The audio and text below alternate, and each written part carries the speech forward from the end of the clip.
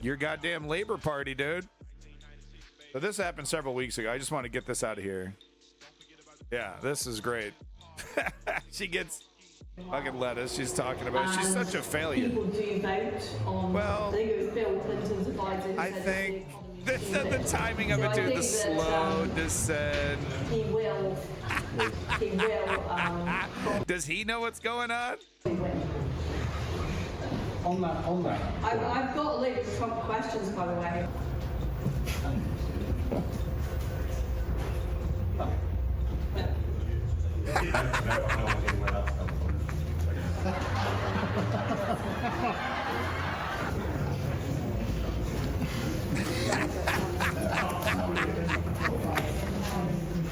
Bye.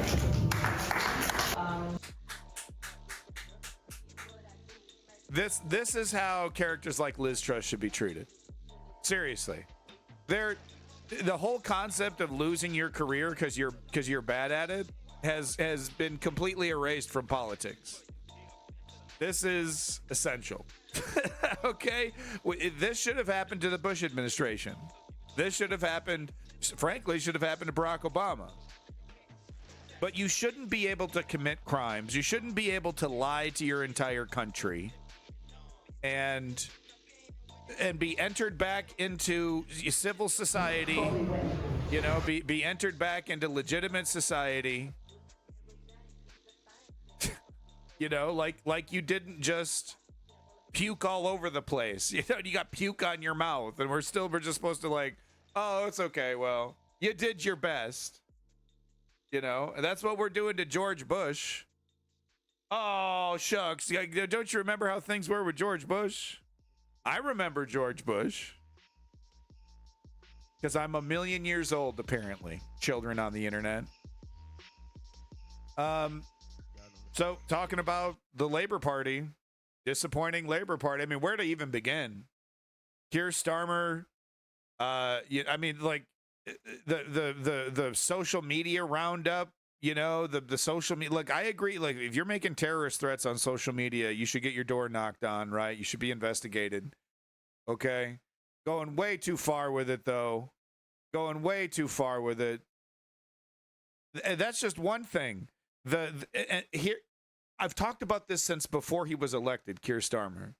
But they took taxing the rich out of the manifesto. They shifted it into all growth all the time. That's the only thing we're going to focus on: growth. So I guess that means giving bankers, oligarchs, corporations big fucking breaks. And we're going to go down in flames. We're not going to talk about taxing the rich. We're out of money. We're going to be cutting services like Tories do. And we're still not going to talk about taxing the rich. And here, this clip perfectly exemplifies it. Here, Rachel Reeves is literally, she is quoted, she is quoted herself. She is quoted by herself. Literally, someone quotes herself to her.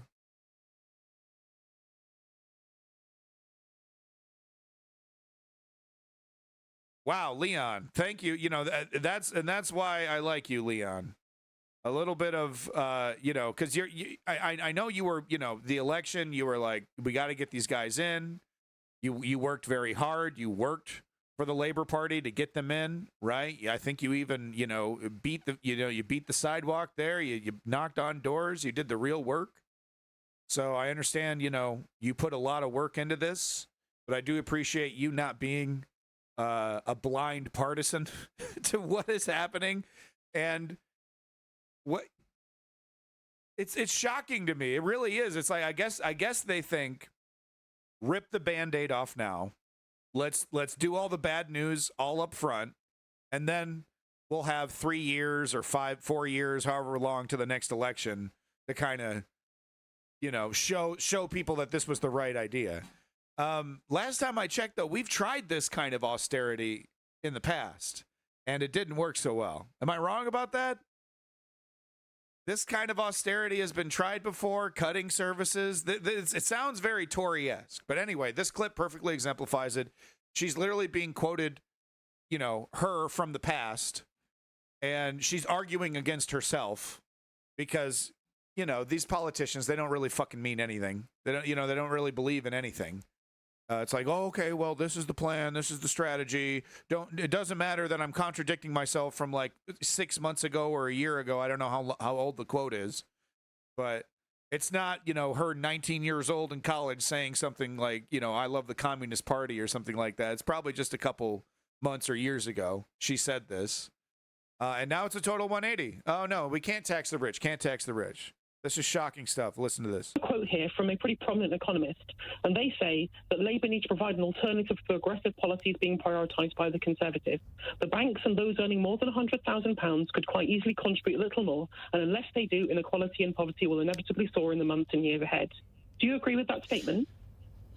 The way that I believe that you can reduce inequality, reduce poverty, no. and actually also... So it's like she said, she didn't say it, but she's no, and now she's arguing against herself, just to let you know. Improve the living standards of ordinary working people, not in poverty, but struggling to get by, is through growing the economy. You know the economist that she quoted?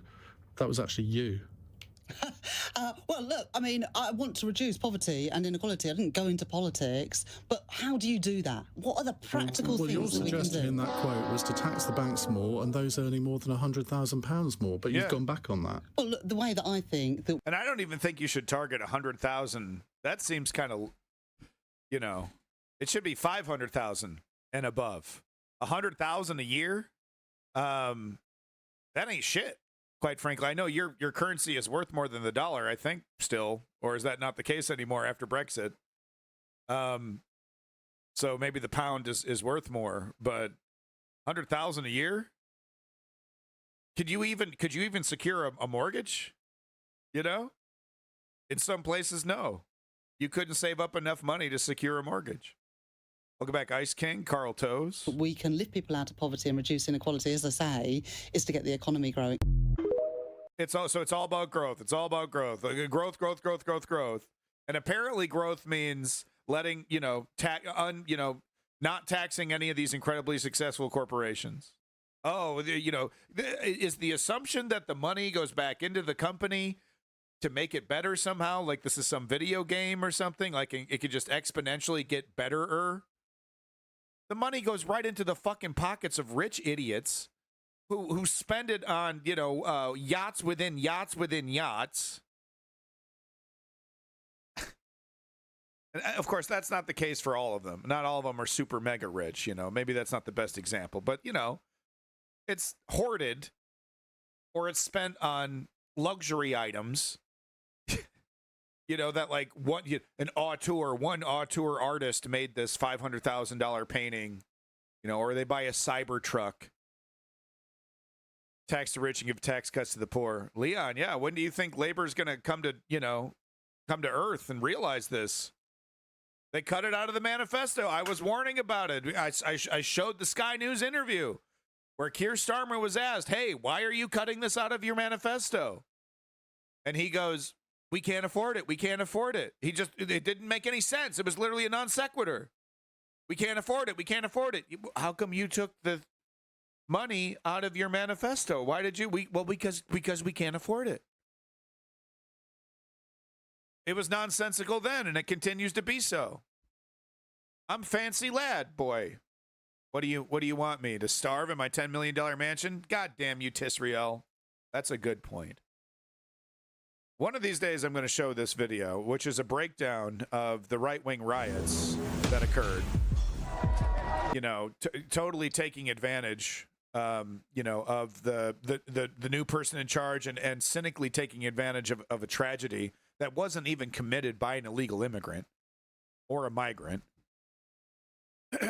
So utterly ridiculous. Right-wing riots of under 1,000 people at a time. What are we denying? Is that what we're doing now? We're denying that this is a fucking riot? Look at this. Media is overblowing Hotels it. housing asylum seekers set on fire. Mosques and immigration centres targeted nationwide. Violence. Media's overblowing it. Mosques and immigration centres targeted nationwide. Yeah, and they have been arrested and jailed. This is, you know, I don't necessarily disagree with some of the sentences. Violence, racist attacks, looting. Media's Police overblowing it. overwhelmed, injured, communities terrified. Media's overblowing A wave of unrest started after... No, these were riots all over the fucking country. Okay, you live in Ukraine, dude. I don't even know what benefit. I don't even know what you're... Okay, that's just your opinion. We're just going to let that be. I think Labor is trying to play technocratic center-left politics and try to stop populism and stop populism. Why? People love populism. Especially if you follow through on your grandiose promises. People really love you. That's how you get statues made for you. Being a populist and then delivering. I feel like this just won't work, as we can't fix these things through liberal centrist policies. It's a balance, enter the center ground while trying to implement proper change. I think we have messed it up. But hey, it's early in the term. We got lots of time, and we got to try our best. Do you think Keir is trying his best? I mean, he clearly has a plan. He's a little bit of a tyrant, though, I got to say. A little bit of a grumpy tyrant. I do agree. I mean, the sentencing is pretty. One thing I don't agree with, though, is the climate. The Just Stop Oil person getting 7 years, and these rioters getting 2 or 3. That doesn't make a fucking lick of sense to me. Is that we need to actually pay more attention on how the police is handling it? Okay. Yeah. No, let's not pay attention to the cynical use of a tragedy for political purposes. Let's not look at the xenophobia and racism. Let's not look at the fact that it's not migrants that's causing the problems with the British economy. It's Brexit, that dirty thing we can't talk about. Yeah, no, let's look at the police. The incompetent police who didn't do everything. Okay. All right. I mean, yeah, sure. It should be on the list, because I do agree. I was criticizing them myself when I was seeing it. I was like, where the hell is everybody? Like 6 cops, and you got 40 fucking, you got 4,000 people running around lighting shit on fire. So, but yeah, let's ignore all those other things, I guess. Maybe that's not what you're saying. You're pissing me off. It's early in the morning, and you're pissing me off. That's my own fault. So anyway, there was a massive, massive pro-Palestine protest in London. Over 1 million people gathered in London. I don't know, if Leon, if you were there, this sounds like something maybe you were down for. But this represents 1/8 of the population of London. It's one of the largest protests in the history of Great Britain. So that's actually really something else. What if I popped you off? Pooped you off? Everyone pisses me off, literally. I'm just that. I'm that guy.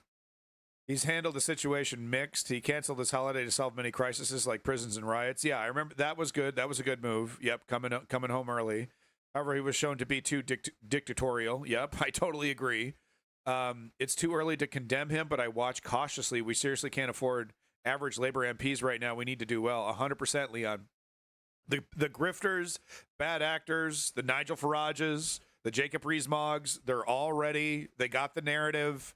It's starting to stick. They're starting to chip away. The honeymoon is well over, but they're starting to now successfully chip away at Labor's legitimacy and veneer mere months after a historic election where, the same exact party that's now chipping away is, embarrassed themselves for 14 years. 1 million. That's historically insane. Cool. I agree, Nematode. Let's go ahead and watch the footage. Oh, you were in Cornwall. Massive respect to those who showed up. Wow. Yeah, this is huge.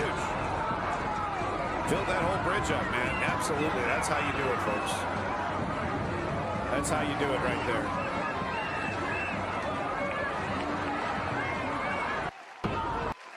That is how you do it. Lovely stuff. Lovely stuff. Let's keep it up.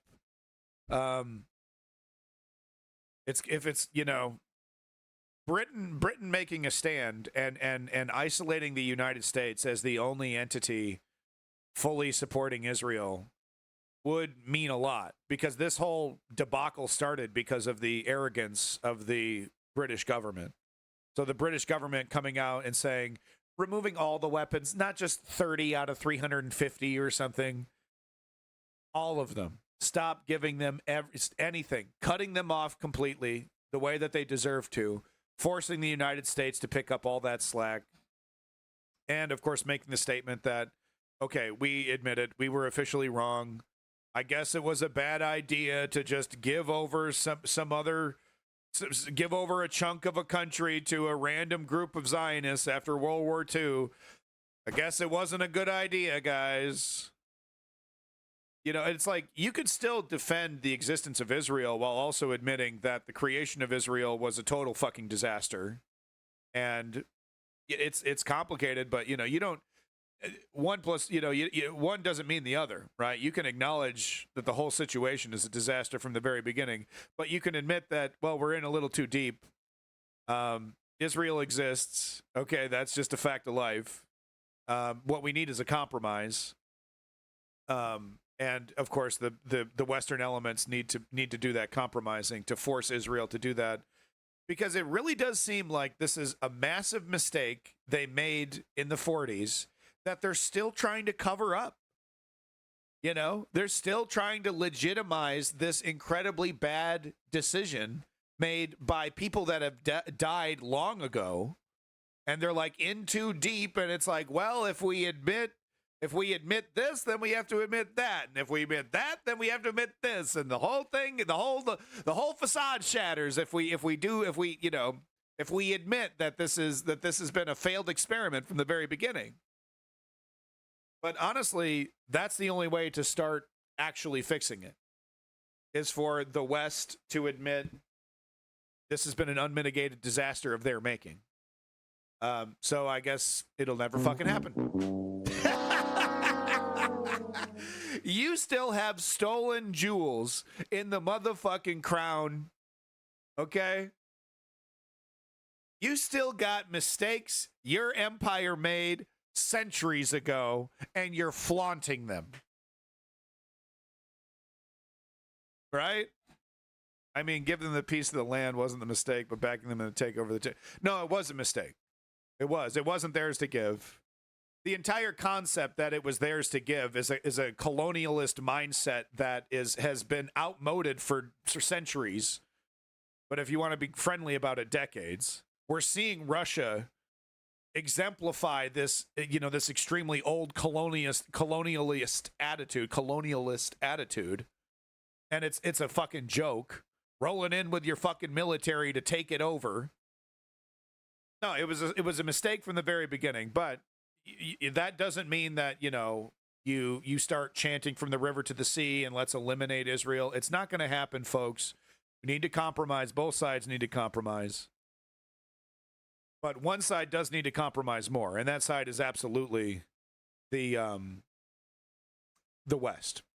So this made me absolutely sick. This character here named Tom Sawbrick couldn't lick boots hard enough for the Keir Starmer administration for all of their incredibly heavy-handed actions. Has no problem defending the extreme sentences given to Just Stop Oil, but, you know, 2-3 years or less to people who tried to light buildings on fire and kill the people within.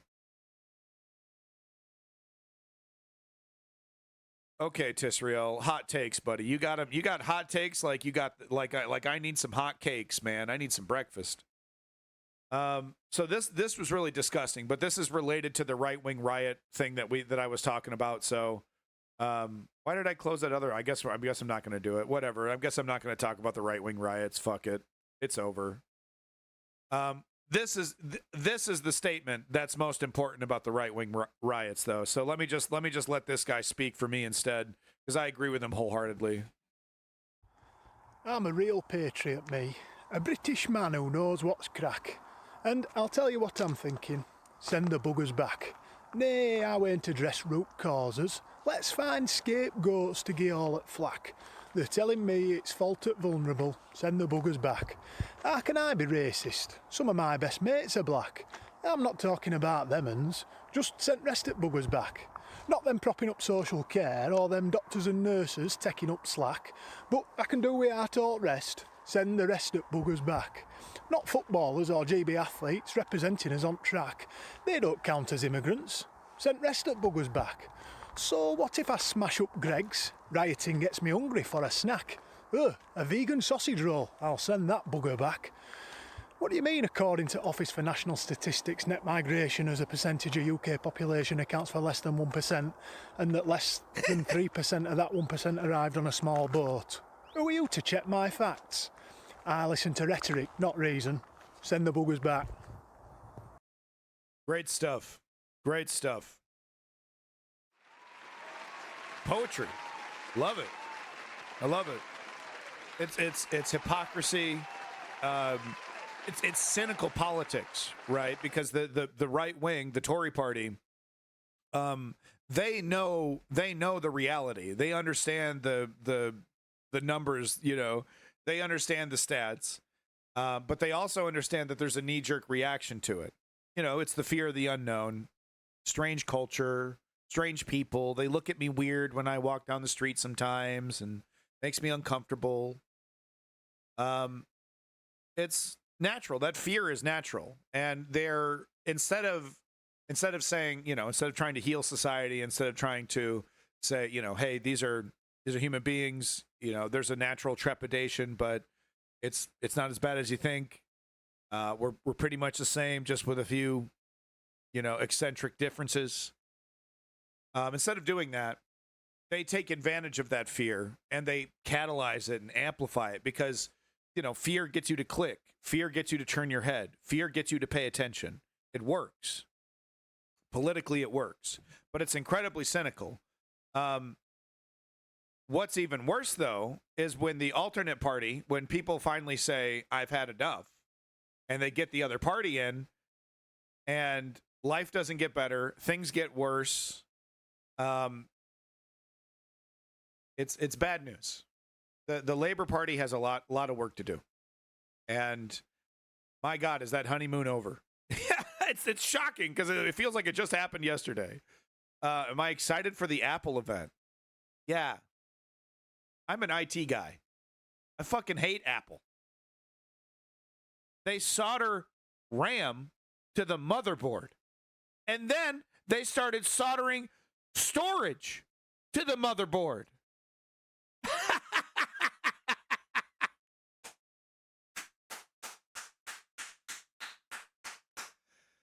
You know how many computers I had to send back, like a USB port would break, and I have to tell somebody, oh yeah, we got to replace your hard drive because a USB port failed on your computer.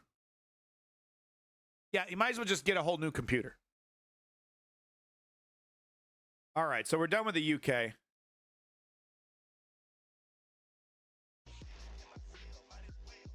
It's pretty. The Labour Party's got some work to do, dog.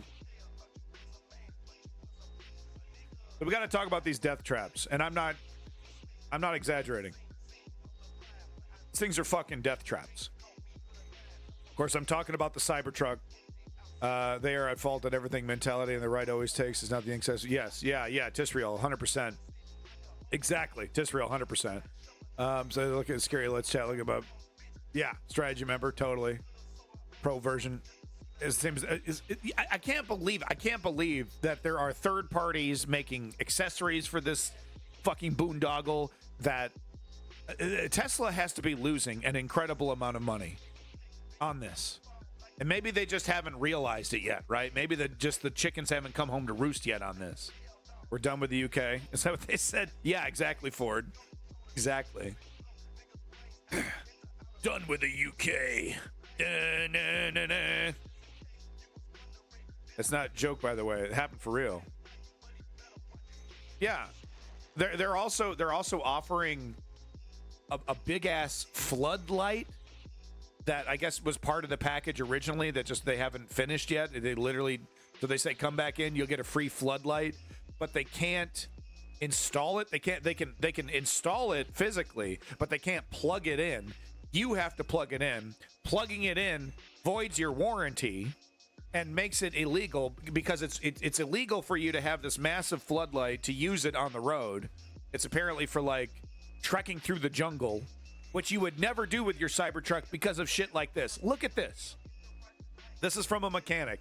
Here's the reason Cybertruck real wheels are breaking so easily. And if you've seen enough of these Cybertruck pictures, you'll see the real the tire, which is supposed to be has like its own independent axle. It's supposed to be all fancy, you know, cable steering and all this shit.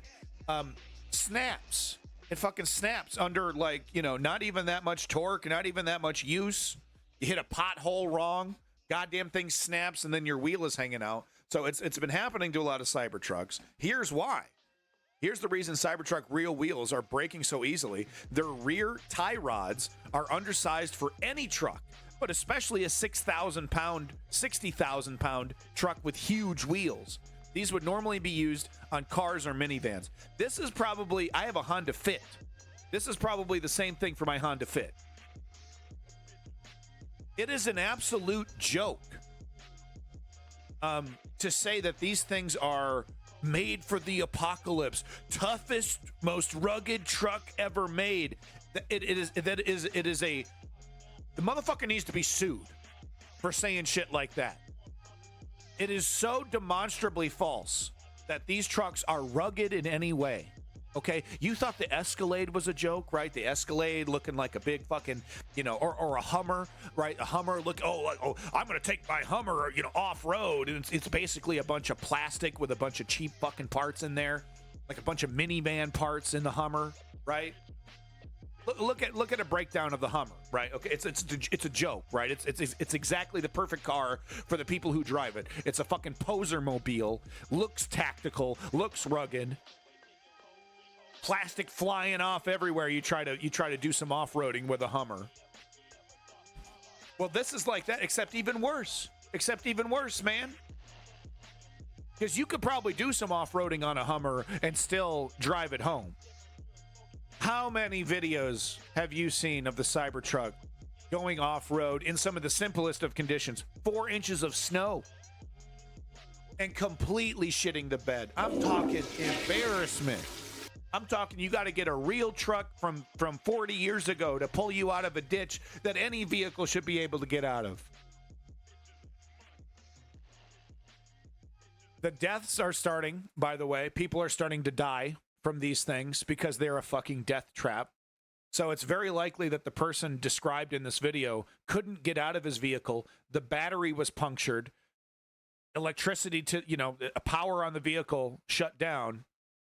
That means you can't open your doors.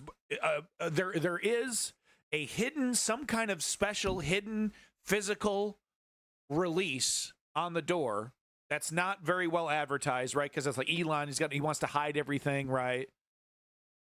Disrupt the market by making things incredibly unsafe. So that is probably what happened here.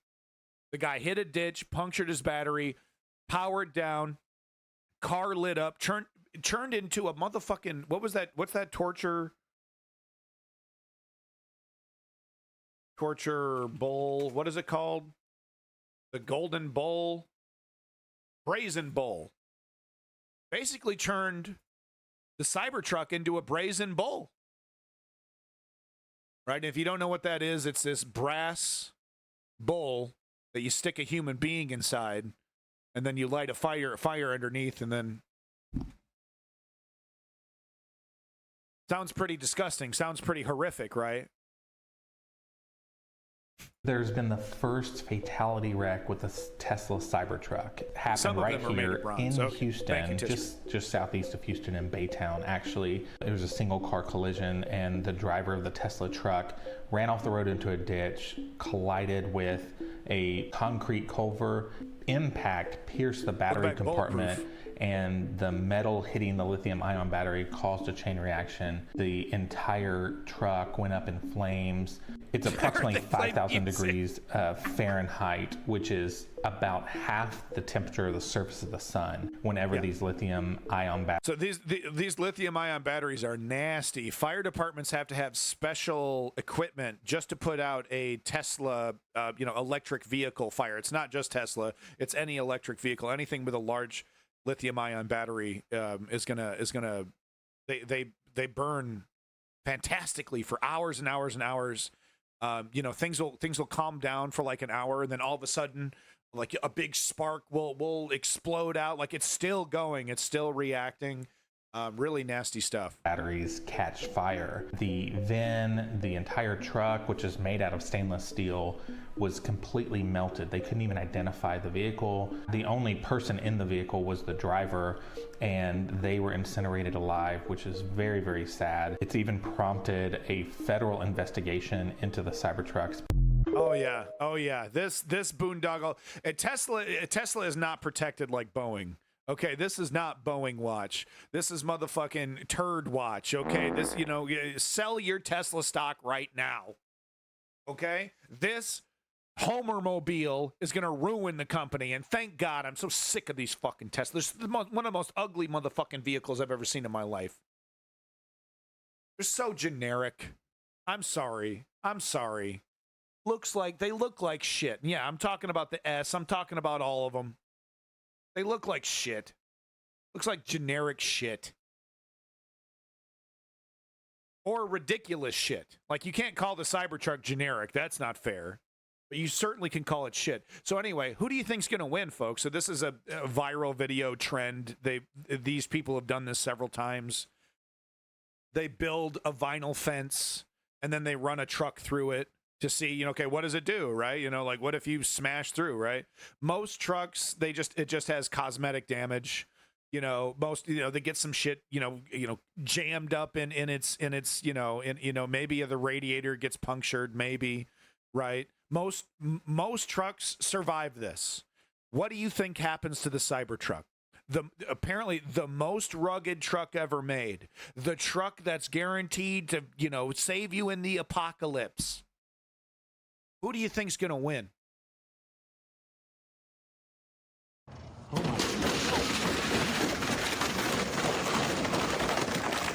All right. It's a vinyl fence. It's not even wood. It's vinyl. Those are hollow posts. Those are hollow posts made of vinyl.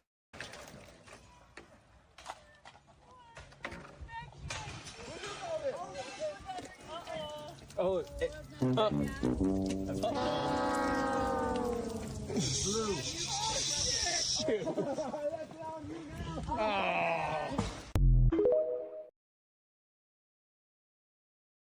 I've said this before, I'll say it again. This is, without a doubt, the worst vehicle to have in the apocalypse.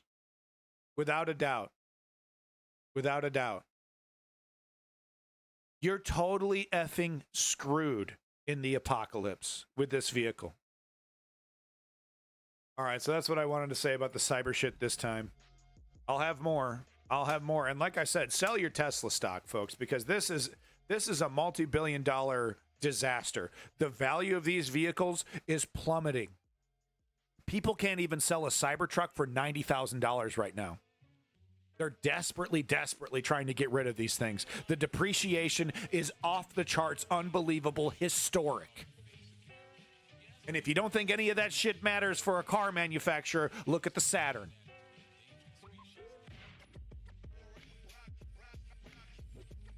Sell your Tesla stock right now, dude, while it's worth a damn, while it's worth something. Okay? This boondoggle's taking this company down, and thank goodness, quite frankly. So that a real auto manufacturer can actually, I don't know, maybe scoop up Tesla and start selling, you can keep your Tesla, because it'll be serviced and all that. But yeah, maybe GM or, I don't know, Ford buys up Tesla. I don't know. I know the next car I'm going to buy is going to be a hybrid. I know that. And it will actually be rugged. I do like that Helix. I saw that mentioned in the chat. Welcome back, female eunuchs. Okay. I know it says old news. I haven't covered any old news yet. I guess I covered the Liz Truss thing. That's old news. All right, it's like, I have so much with Gaza. It's just so unbelievable. All right, let's just do it. Fuck it. It's like a nightmare you enter into willingly, talking about Gaza.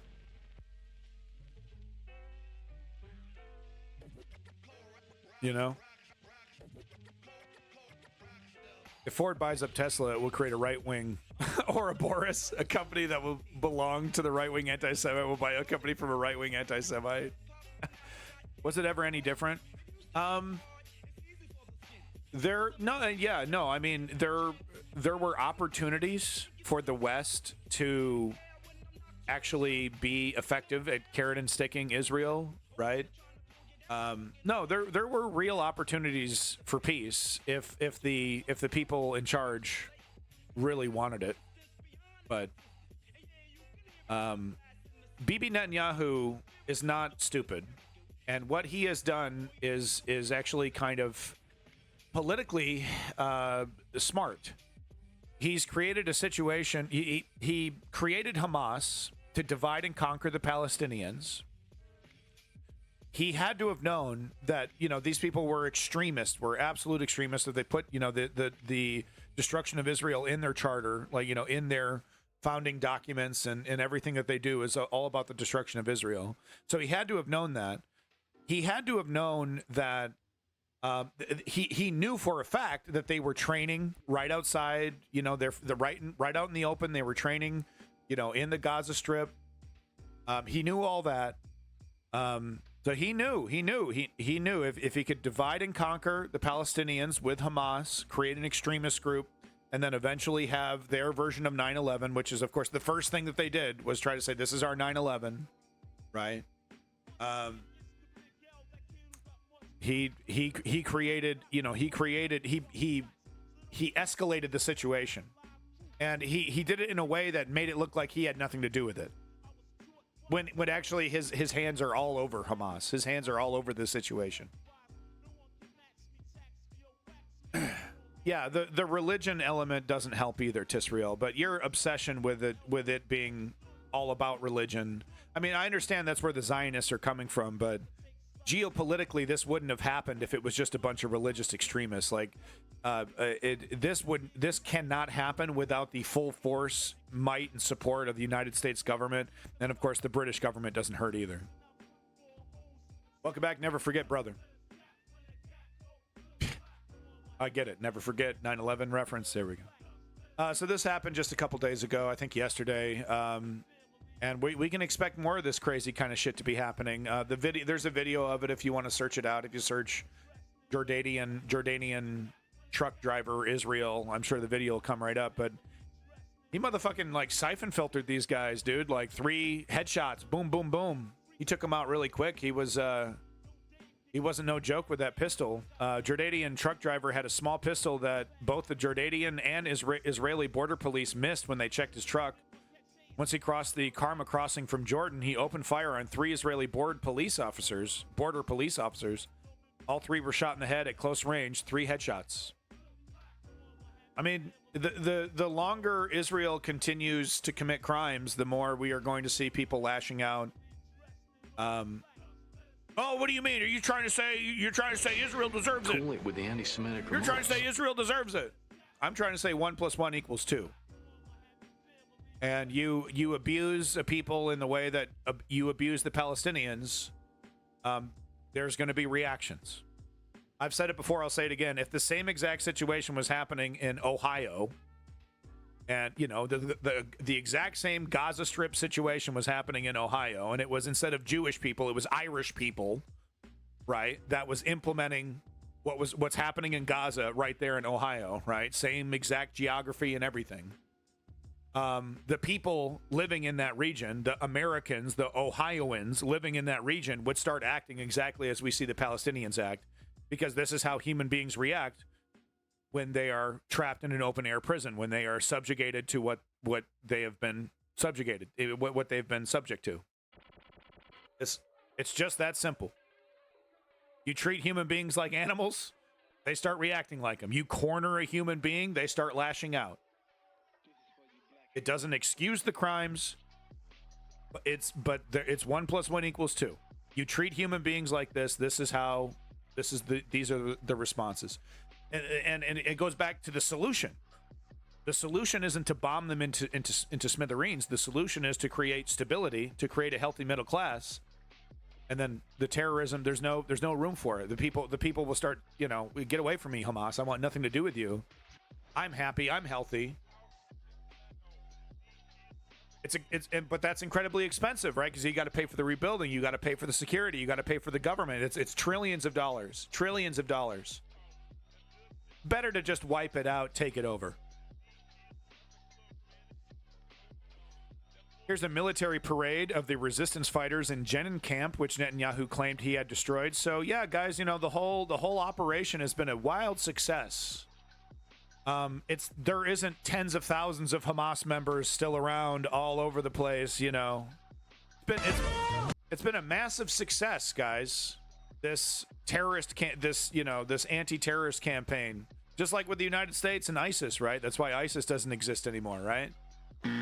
Oh, damn it. Yep. I mean, guys, here's the thing about eliminating terrorism with the barrel of a gun. You just really, really have to mean it. I mean, you got to level everything. You got to destroy every building, everything.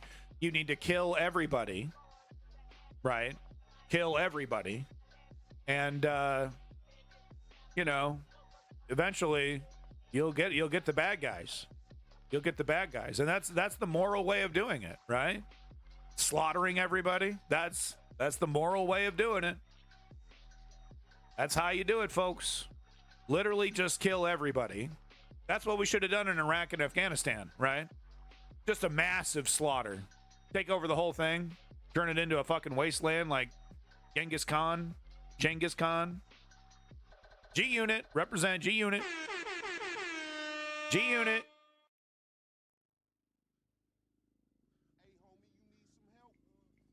So yeah, Bibi Netanyahu, man, you're really doing it, bud. This is not last year. This is not 3 years ago. This was like a couple days ago, dude. This video.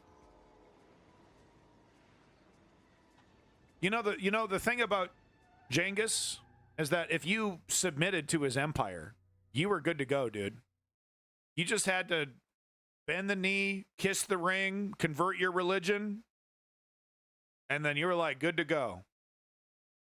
A lot of characters like Genghis, it didn't have any way to like save yourself. And let's not get it twisted. Genghis would often tell his commanders to literally wipe out every single man, woman, and child in a village. There's a account from a historian that was like following a trail of destruction, and I can't remember, it was like some historian, some YouTube video I saw or something, but he describes entering a city after Genghis Khan's men came through and slaughtered everybody, and it was a total nightmare, right? It was just utter silence, nothing but dead bodies everywhere. A once bustling and alive town completely eliminated. So I'm not trying to defend him or anything. I'm just saying, even Netanyahu, there's no out. If you're a Palestinian, there's no out. It's accept annihilation, accept exile, but you will never have peace. You'll always be shuffling. You'll always be displaced. That's what they're creating here. They're creating a no way out situation. Welcome back, Clutch Cargo. As long as you paid tribute. Yeah, bulletproof. Exactly. Yeah, no. I'm not trying, I'm just trying to say is like, I'm just trying to make some stupid joke. I guess I went too far with it. All right, the horror continues, folks. What do we got here? Oh, yeah. So I showed this video last time. Go ahead and show it again. This is... So we're supposed to assume these are all Hamas members. Of course, this is how the IDF does things now. Any male, any man, they just round up every man. And God help you if somebody doesn't like you, right? Because all it takes is like for one guy to tell the IDF, oh yeah, Muhammad over there, oh, he loves Hamas. That's what you get for sleeping with my sister, Muhammad. It doesn't take much, and then you're in the torture dungeons, literally the rape torture dungeons. But this is how civilians are treated. This is not like Hamas members surrendered en masse and they defrocked them, they removed all their clothes, and this is the processing of actual legitimate Hamas members. No, these were just dudes that were just scooped up. And this is what is this supposed to do with the dogs? Is this supposed to scare the Hamas out of you? Are you supposed to go, I'm a member of Hamas? Ah! Like, you know, how's the, it's just terror. It's just terror. It's just terror and torture for torture's sake, right? I mean, it doesn't even, you're not getting anything out of this. Yeah, okay, they're scared. They're scared shitless. What else, you know, handcuffed on their belly, face down on the ground. Let's go ahead and get the dogs. Yeah, right. They can smell Hamas. Is that how you do it? Well, remember, we had one member of the chat, well-respected member of the chat, who I won't name, said that he was able to tell which one was Hamas and which one isn't. Remember that? I remember. Pretty obvious to me. I mean, so look, it's pretty clear. Look, I'll show you how to do it. That one's Hamas. He's got shoes on. That one's not Hamas. You see how his head is pointed straight down in an obedient manner, right? Okay, that one is Hamas right there because I don't like him. Okay, Hamas clearly. You see how the legs are separated? See the legs are separated right there? That shows defiance. Hamas member. That's pretty clear. Check out over here. Black hair. Hamas. Black hair, black heart. Pretty obvious. I'm not going to say Hamas, but they could probably lose a few pounds. Yep. And I have the right to say that to other people, by the way. Right there. I mean, these guys are all Hamas. I don't care anymore. This bit's dumb. These guys are all Hamas. Okay. Yep. All Hamas. To the rape dungeons. To the rape dungeons. Come on. You know you deserve it. Some of you guys, you deserve it sometimes. So I saw this joke. I was supposed to have this reported on Saturday, but this is a pretty accurate post. We got fucking Eddie Munster and I don't know, the guy from We Are in the Shadows. But no, these guys are disgusting. You know, they do the press, they do the press interactions with the with the press. These guys are the B team, right? They got Jean-Pierre out there now who replaced Jen Psaki. She's the big one. But then other foreign journalists are able to ask these guys questions. And they duck and dodge and oh. So yeah, what's up with that? How come, Israel basically went into the West Bank? You told them not to. You told them not to. Oh yeah, well, it's kind of reduced in the, it's okay. Why even up there? You know what I mean? When Trump just decided to stop doing press interactions, I almost respected it because it was like, I don't even have the energy to lie to you, and I don't want to get caught up in my lies. So we're just not even going to say anything. The neoliberals truly do believe that this is good enough, right? Well, yeah, we let him get away with horrific crimes against humanity and send him weapons reflexively. But, you can ask us some tough questions and we'll duck and dodge them. Free speech. Jean-Pierre, is that a JoJo reference? No, her name's like Jean-Pierre or something. She has like a complicated French name. Professional liar. So, I mean, this is not hyperbolic to say this. One of the few remaining schools in Palestine, don't let Israel know where it is or they'll bomb it. So instead of dead kids, I thought I'd show alive kids for once. So I guess this is, according to Israeli, the Israeli government and the IDF, the kids are learning how to hate Israel, death to America.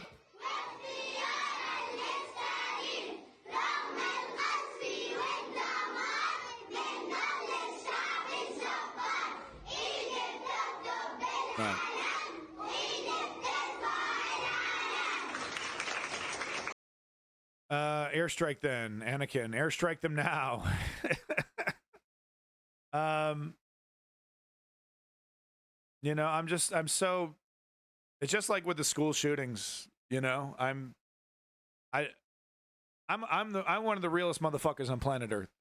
Okay. And I know it's super cringe when I say that, but it's so true. And like a lot of people keep the performance up of like, oh, it's so sad, so sad. Because it is sad. It's incredibly sad. And of course I think it's sad as well, but it's just like I don't even have the energy to perform sadness, you know. All I have the energy left for is anger that nothing is being done, that I've seen this my whole life. I've seen this. And I've seen Bibi Netanyahu through a good chunk of it. I know he hasn't been in charge the whole time, but his dishonesty throughout this entire process is more than apparent. You know, fool me once, shame on me. Fool me twice, shame. You know, fool me once, shame on you. George Bushing it over here. Fool me once, shame on you. Fool me twice, shame on me. Fool me thrice, I won't get fooled again. You know what I mean? It sickens me, and I no longer want to be sick. I want action. And I have the solution. I know what the solution is. It's not the perfect solution, but I haven't heard a better one. Exile all them, kill them all, integrate them into our society in an apartheid state, make them second-class citizens in a country that fucking despises them. That's the three solutions on offer by the Zionists.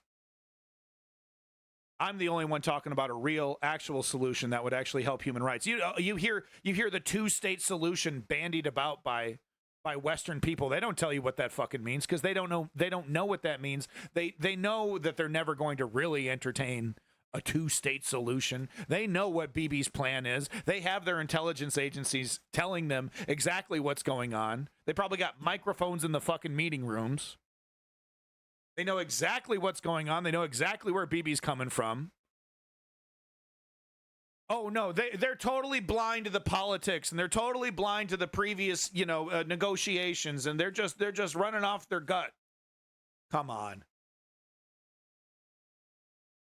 Wanted to show one example of this. It's kind of a meme now, but I wanted to show at least one example just to show you how true it is. So the meme is, you'll see a picture of this. This father lost his two children while he was registering them. He was in the government building to register his children, and Israel bombed that. I guess these kids were Hamas, and they died. So here he is mourning his children. And the meme is, never click translate on a Hebrew post underneath a picture like this, because this is what you get. So we're looking at a picture of two dead kids and the mourning father. And this is what this Zionist has to say. What fun to hear. Let all the children die, and let the fathers and mothers see the death of their children, and then we will kill them too. This is not isolated. This isn't an anomaly. This is the norm. There is a pro-Palestine peace movement within Israel. It's small, and it has zero political power. The democratic plurality in Israel, the debate that they're having is just like I explained, between the three options. Do we just exile all of them to an Arab country and risk a war with that country, dumping millions of refugees into their country? Do we just kill them all, Nazi style, death factories?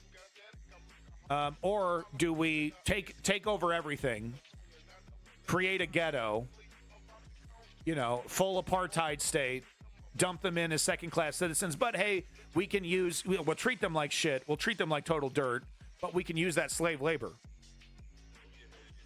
Those are the three options being debated by those that are in power, the democratic majorities within Israel. It's sick. And this is, if we let Israel, if this continues the way it continues, it is the elimination of the Palestinians. And America will be guilty. Britain will be guilty. Anyone who Canada will be partially guilty. Anybody that even, is now the cutoff? Is now the cutoff of what? If you're continuing to provide weapons at this very moment, right? I don't know. I don't know where the cutoff is, but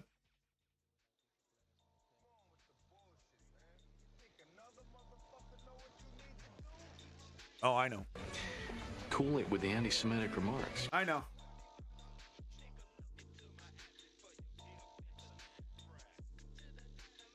So this is something you do not hear mentioned on Morning Joe. You do not hear mentioned on mainstream news, CNN, ABC, MSNBC, CBS, supposedly liberal, supposedly legitimate journalistic organizations. Just so happens, of course, to be owned by right-wing billionaires, all of them. But we'll go ahead and ignore that. Here are the stats. This is a rough stat pulled off of, so this is from the Associated Press and Wall Street Journal here. These are the amount of prisoners held by Israel versus the amount of hostages held by Hamas. So the reason why it's fair to call a grand majority of the people held by Israel hostages, because they have not been charged with any crimes. They have not had their day in court. They're literally being held without charge, just in rape dungeons. If they talk too much shit, they get beaten to death. I have footage somewhere in these tabs of individuals leaving these prisons so heavily tortured, their hands and bodies covered with scars, so heavily psychologically traumatized, they don't even know their name. I'd like to point out that this was a grand majority of these people were in Israeli prison, if you want to call it that, before October 7th. None of that matters, though, right? I know BB's not stupid.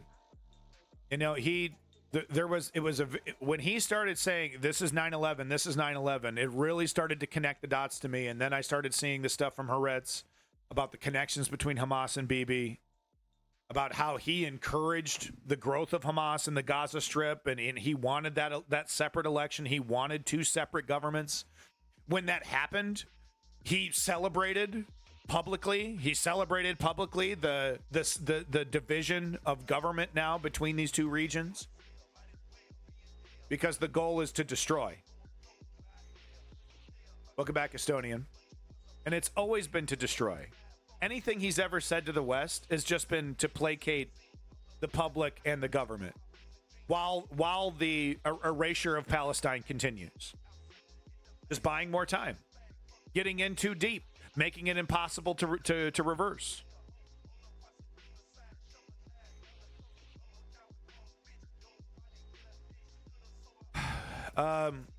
This is the normal violence that the Palestinians experience every single day. This is outside Al Aqsa Mosque. These are the IDF police officers, I believe, in the local area. These are the people supposed to be keeping the peace. You tell me if that's what this looks like.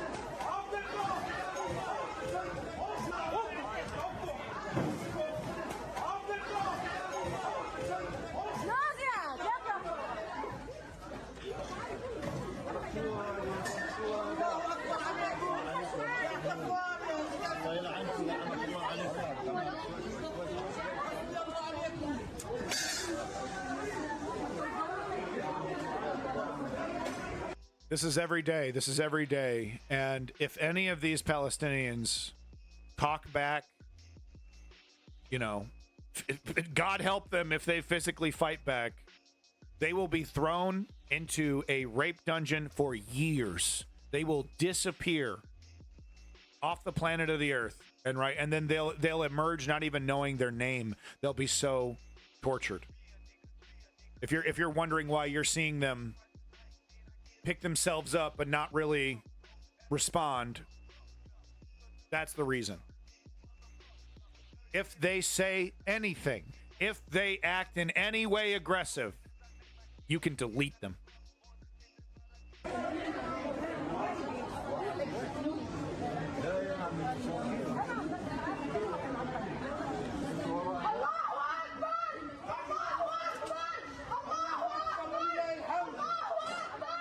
So seeing how she was abused Can you understand why she would be acting the way that she's acting? In a clear sign of defiance? And how that is actually showing incredible strength? Knowing what could happen to her?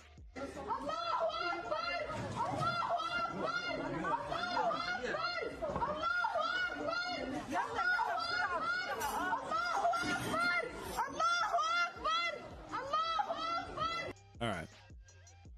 It is pretty fucking annoying, though. Moving on to the next one.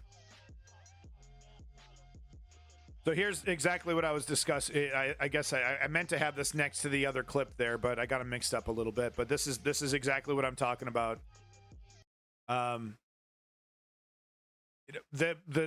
State Department, the U.S. government does the work of Bibi Netanyahu, which is his goal is to destroy Palestine. Every single time they do this, they are helping him achieve that goal. We pay for this. United States citizens are paying for this. We are paying for this man to lie to us. Moving back to the West Bank, there was a footage. This is in reference to the bulldozers that are going after just fun. I'm gonna try to run you down. You know, just there's footage of reporters. I think I have it in here somewhere. You've probably seen it, but there's footage of reporters, you know, reporting bulldozers going by, and then just arbitrarily the bulldozers start to go after them. And I have the footage. I know I have it queued up. The reason why they feel okay doing that is because it's okay for them to block ambulances. It's okay to get in the way of Palestinian citizens. It's okay to, you know, to hurt Palestinians with their construction equipment. I mean, can you think about, I mean, you're a construction, you know, you're driving a backhoe. You just got done bulldozing a graveyard, right? A sick motherfucker like that would find blocking an ambulance quite fun. 2 days ago, showing Israeli bulldozers targeting a group of journalists, including journalists working for TRT and Anadolu, while they were covering Israeli raid in Jenin. Do you have any comment on that? And generally, you know, and do you have anything to say on the Israeli offensive in the West Bank recently, which is the largest assault over almost 2 decades? So first of all, we absolutely oppose any targeting of journalists, which I'm not saying is something that happened here. It's not. We oppose the thing that happened, but we're not acknowledging that that was the thing that happened. Okay. A conclusion we have reached, but we would oppose any targeting of journalists anywhere in the world by any forces. We think the work that journalists do is absolutely essential to gather information to show the world. Yeah. That's what you thought during Iraq and Afghanistan, right? You let journalists report on the crimes you were committing there, right? No. The only journalists that were allowed to go in there had to be embedded with your troops. They could only see what you allowed them to see, right? Right? What's happening, especially in conflict zones, to show the United States government what's happening in conflict zones. We have our own means of gathering information, but we very much rely on the work as well of respected journalists operating in very difficult places. And so we want them to be able to continue. That's why they've made so many comments about the fact that historically more journalists have died covering this story in Palestine, Israel, than in like Vietnam and World War II, and thousands. We're up to thousands of journalists. Because you know why? Because they are being intentionally killed by Israel. It's a fucking fact. And this guy can't shut up about it. Can't shut up about it. We're doing an investigation. We'll get back to you. Eddie Munster looking ass motherfucker. Yo, Eddie, your mom is hot. Your zombie mom is super hot, dude.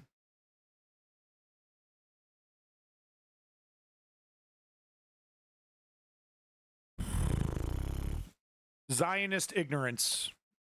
That's the setup. Zionist ignorance. The military, I was a commander. You don't know nothing. You are not okay, guys, and you don't know what you fucking stand for. No, this is not okay. It's all about conversation. Dude, you don't know what. So this is a pretty common thing you see. We're not looking at her cleavage. This is a pretty common thing that we see with these zealots. They want it all. They already consider the entire territory theirs. They already consider the entire territory theirs. There's does this look like the West Bank and the Gaza Strip are carved out of it? It's to them, it's a foregone conclusion. It's all about, you know, just as we heard with that two nice Jewish boys podcast. It's an understanding that we need to placate the West so that they can continue to help us. But we're never going to treat the Palestinians like human beings. And as long as the West enables us, that will always be the case. You know what you stand for. You don't know what you stand for. Yeah, but if you're willing to exist, it never was a country. I don't know what you fucking talk about. It doesn't exist. Wasn't even a country. I don't know what you're saying.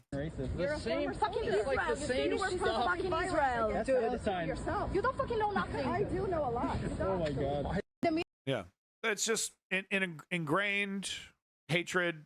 Trained since birth, man. If you were raised in Israel, you know, it's like literally, you know, they call out, you know, the Palestinians for their indoctrination of the youth, but man, the indoctrination of Israeli youth is anthropologists study it, right? Because it's so, you know, immediately moment one, it's all of ours. It was never theirs. It's all about this situation. It's all about Palestine. So no, DJ Shay, I disagree with that. I mean, if you're trying to say we need to, I mean, I like the idea of from the river to the sea. If it's being said as like from the river to the sea, Israel and Palestine will enjoy together in harmony. Will enjoy the beauty and bounty of this area, but that's not usually what it's meant to say. It's usually said in a way of like, well, they're erasing us, so we get to erase them. And all you're doing is feeding right into Bibi. That's exactly what he wants you to say. That's exactly what he wants you to say. And quite frankly, it's exactly what the United States wants you to say as well. Because it justifies their continued support of this.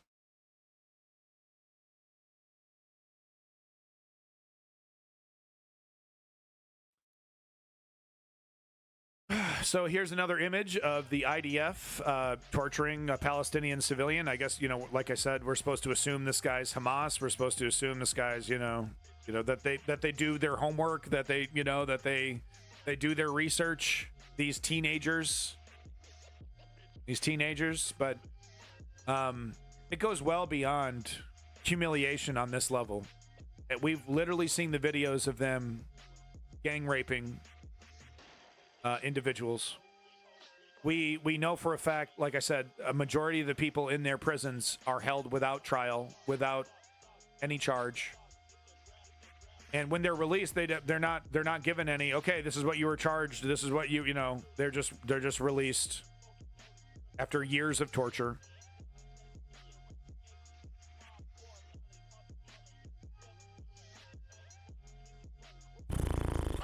So, you know, I was talking about Zionist indoctrination of the youth. Here's evidence to back that up. Go ahead and continue to call me an anti-Semite. Anti-Semitic remarks. I know that doesn't matter. Don't raise your voice and go. You fucking dumbass. Got caught up on her fucking skirt trying to kick her in the ass. Piece of shit. Go. And he's not a piece of shit because he's Jewish. He's a piece of shit because he's a Zionist. People try to understand. Let us leave. What inside people? Yes. What inside people? So they were there reporting, probably.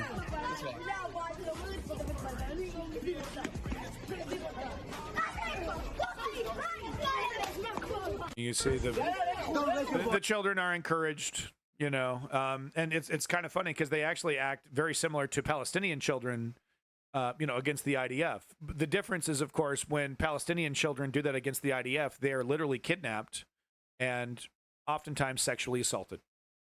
I'm not lying. I'm not exaggerating. I'm not being hyperbolic. The Israeli government kidnaps Palestinian children and often rapes them. It's the new world order. Look, you gotta buy my supplements. The gay frogs are coming. You know, I get it. It sounds crazy. It's all there. It's all fucking there.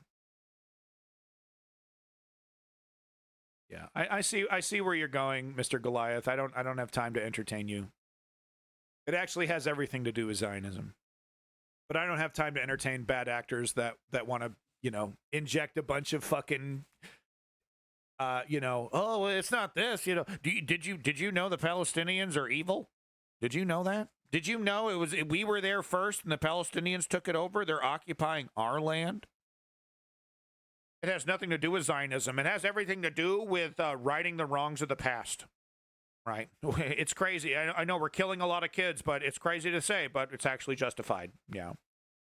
I simply don't have time for the nonsense today. It's going to keep moving. Israeli occupation forces opened fire on journalists while covering the Israeli military's deliberate destruction of infrastructure in downtown Jenin. So it was referenced in the chat earlier. The deliberate destruction of roads and infrastructure, and the sycophants and Israeli IDF defenders in the comments section are going, "You guys are dumbasses. Don't you know how to eliminate IEDs? This is all about getting rid of the weapons and IEDs that are on the road. That's why we're ripping it up." It's ridiculous because you could actually hide an IED a whole lot better in a big pile of rubble than you can just, under a pile of garbage. Actually makes it incredibly easy. You're literally exposing the asphalt. You're exposing the dirt underneath the asphalt, making it a whole lot easier to bury mines under. It's not about what it is. It's about destroying. It's about doing to the West Bank what they did to the Gaza Strip. What did they do to the Gaza Strip? They made it uninhabitable. No schools, no hospitals. The safe zones aren't safe. The only place you could even get a little safety is right up next to the ocean, where they want to push you. Seemingly. But no, this is about making it a place where you don't want to return, right? Bulldoze the graveyards, remove the schools, remove the hospitals, services. Anytime the World Food Kitchen drives up there, they get attacked, right? You make it basically no man's land. There's no real place no place to get shelter.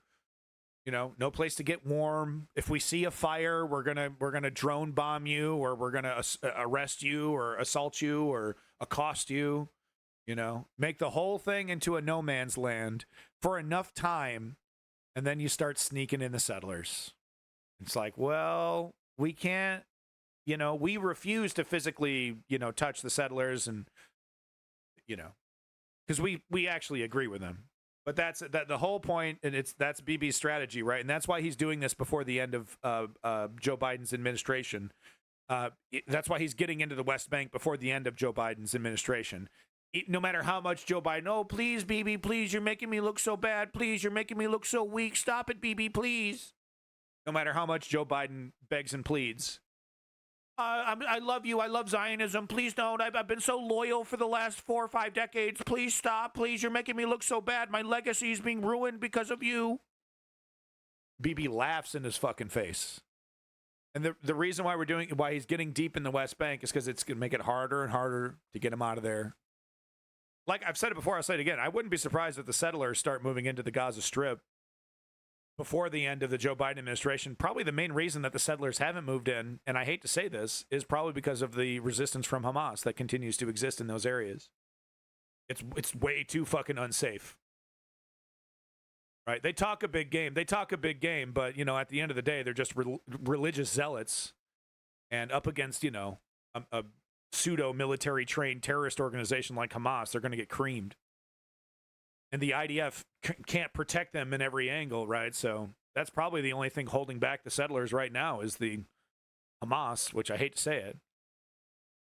But here's some good news. The moment the City Council of Portland, Maine, unanimously voted to divest from Israel. Definitely some good news. Oh, it's not going to do anything. It's not a lot of money. Oh, you're not going to succeed. Boycotting doesn't work. Okay, I don't care. I don't care about any of those things. I don't care if this doesn't work at all. All I care about is my money 1 penny of my money, my tax money, going to Israel, or my college tuition, right? So that's what they say about college boycotting as well. Oh, it's not going to work. It's not a lot of money. Makes you look anti-Semitic. Right? They have all kinds of negative things to say about boycotting, but they seem to be really annoyed, and they seem to, get really up in arms, even trying to pass laws to say that you can't specifically with Israel, you can't boycott anything else. Boycott oxygen. We don't care. Boycott it all, but don't you dare boycott Israel. Absurd, right? Absolutely absurd. To try and pass a law that would do that. So I don't care if it doesn't work. It's the principle. It's the principle. Yeah. That's the principle. I got so many principles. But no, it's, I don't care if it works. I don't care if it doesn't work. So good on them. And all those in favor will signify by doing so. There you go. Clerk will note it's unanimous. Good news. Great stuff. Bells to the yeah. Love it. Boycott, divest. Was it BTS? Boycott, transfer, divest, something like that. But I'm fully down with it. Boycott. Here's what 3 seconds of driving through Palestine looks like. A grand majority of Gaza Strip looks like this. There's very few areas of the Gaza Strip that are still intact. And that's, like I said, boycott, transfer. Dumbass.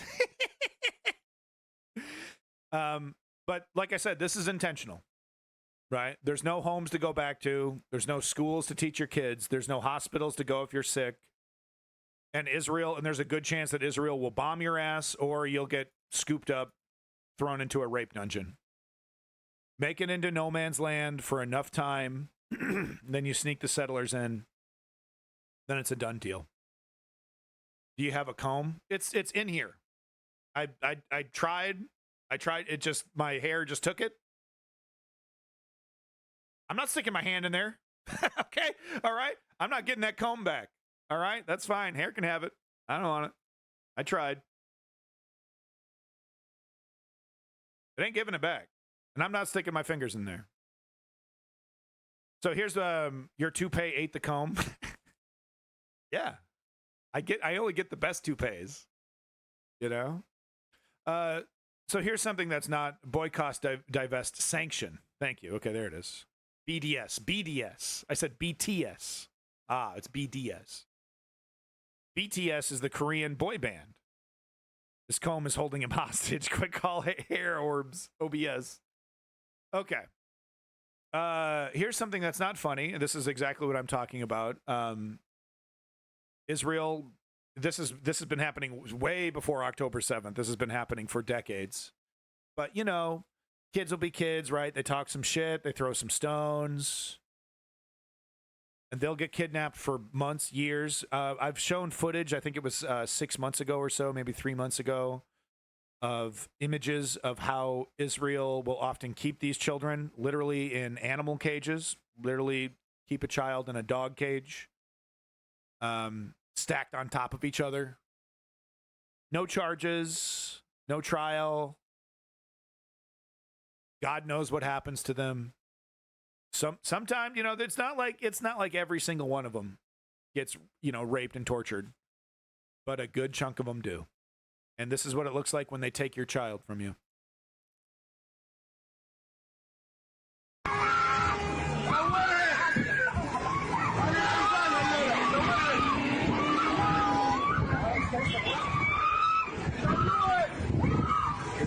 His screams of terror are not hyperbolic. His screams of terror are not hyperbolic at all. "...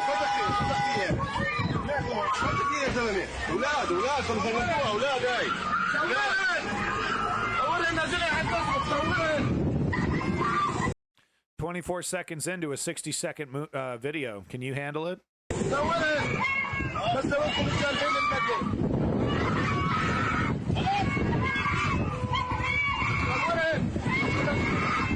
That's awkward. He's trying to leave, and he's kind of, traffic's kind of stuck, and oof, that's awkward. Oof. It's one of those days, you know. He's kind of would like to not feel guilty about kidnapping this kid. Come on. Yeah, can we go? I'm trying to kidnap this kid. Can we go? Come on. He's crying for his mommy.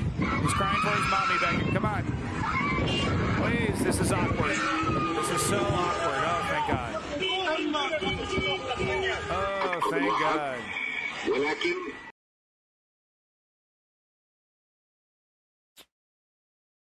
I do. Tisreal, I hate it. You know, it's like, it's just, you know, you got the kid screaming in the back for his mommy because you're going to kidnap him and throw him away into some dungeon. God knows what'll happen to him for months, maybe even years.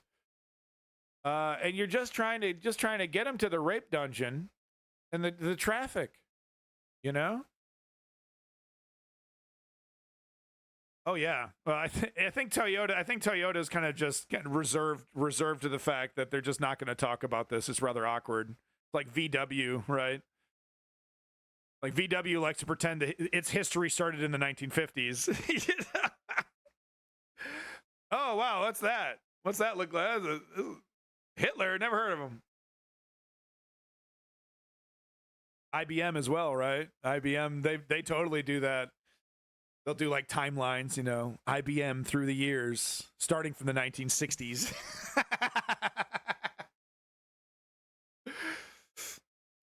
So here's what it looks like when Israel bombs a school. This is something they do regularly. Of course, they say Hamas is using these. Oh, look, we found the weapons. Oh, look, there's tunnels. Right. They got all the excuses. Half the time, the media doesn't even report on it anymore.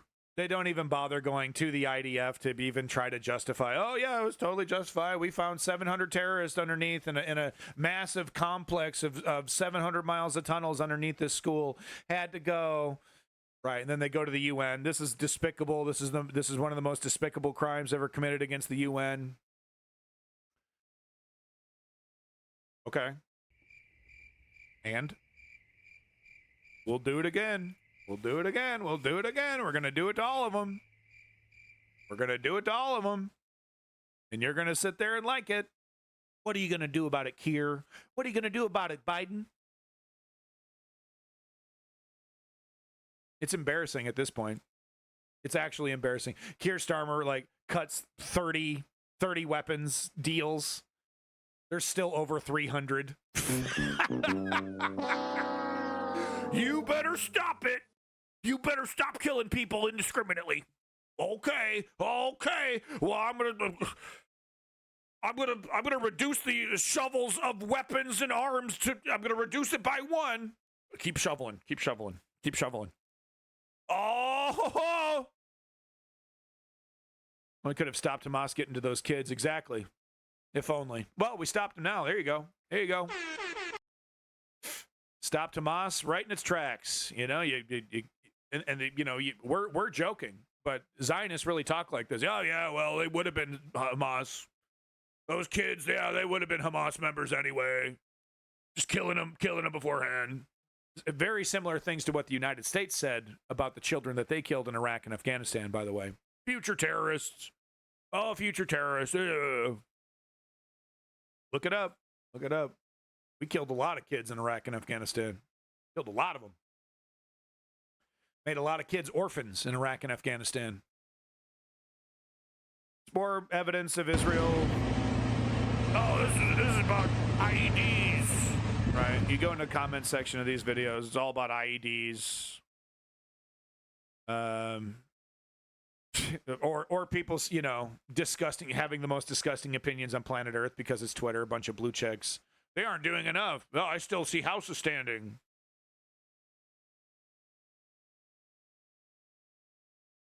And of course, the Zionists, you know, but Hamas.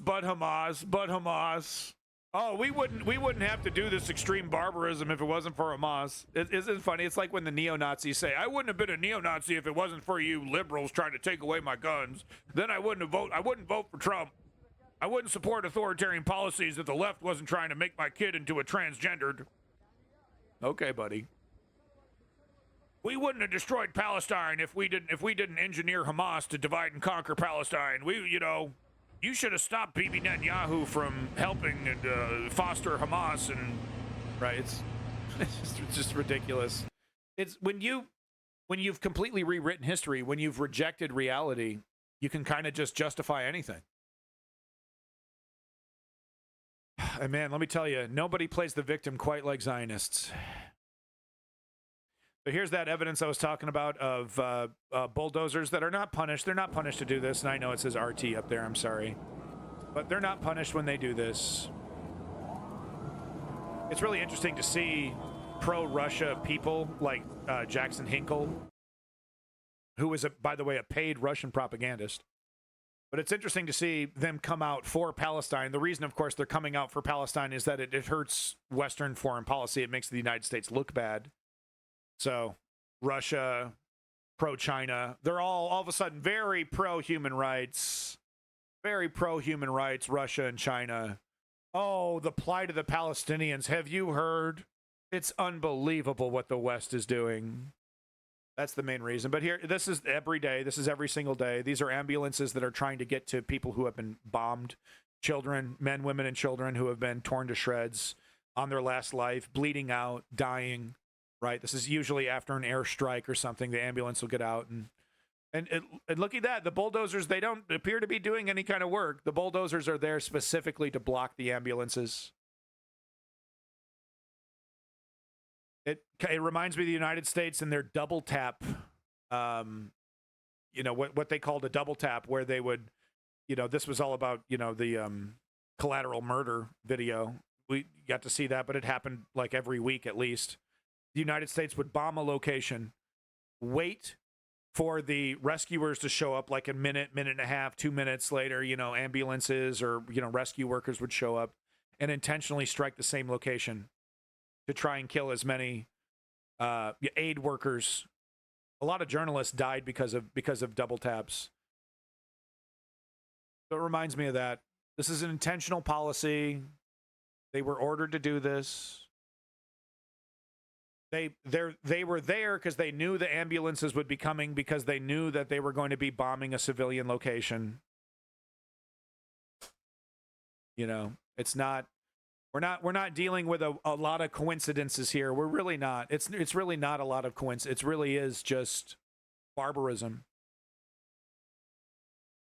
It is the systemic destruction of a human civilization. Here's what it looks like when a person is still alive, trapped under the rubble. Israel is doing this to Palestinians every single day. Children are being pulled out, adults, women. I saw an image a couple days ago of a man holding the bottom torso of an 8-year-old child. Looks like 8 or 6, young child. Just the bottom half. I think we should just proceed under the assumption of the two nice Jewish boys podcasters' opinions are now the norm in Israeli society. I agree. The big room. I agree. I don't think it's guilt by association. If I was just going off just their comments, I would disagree with you. But I'm not going off just their comments. Their comments reinforce a reality that I've seen for years. For years. So that's where I'm coming from.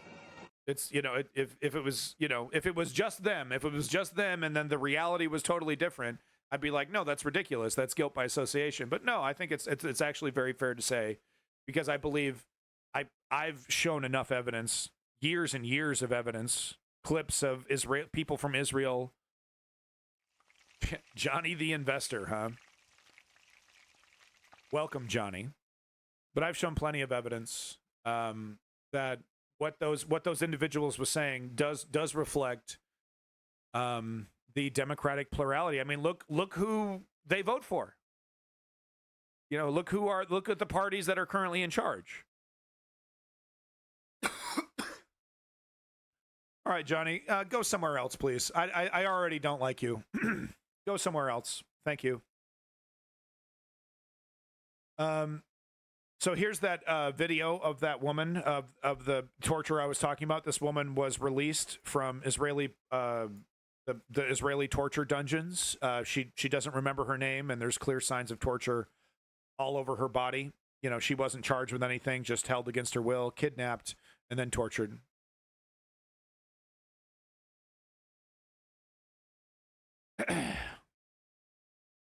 No idiots allowed today. Sorry, I literally don't have time for idiots.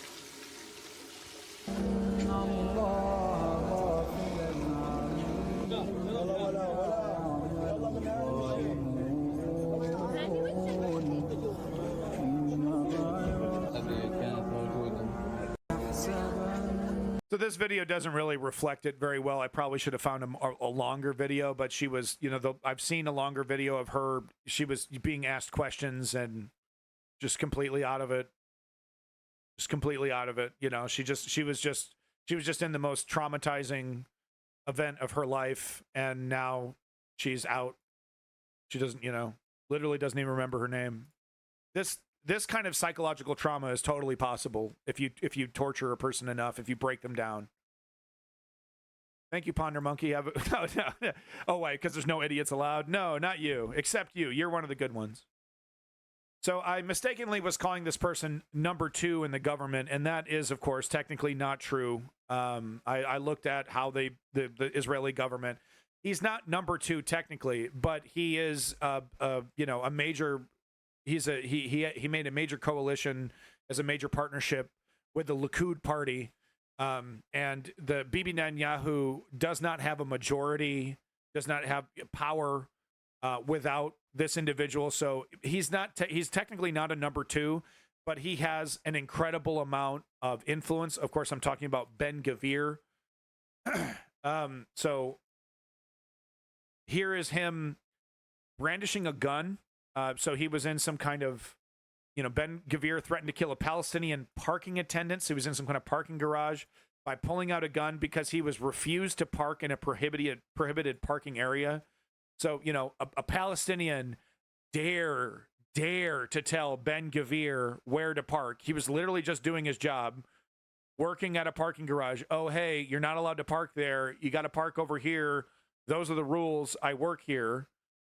Ben-Gvir, a sitting politician and head of a party. I can't remember the name of the extremist party that he heads. But this is the party that wants to wipe out all the Palestinians, right? This is he literally just made a statement about how he wants to bomb the Al-Aqsa Mosque and build a Jewish church. What is it? What do they call them?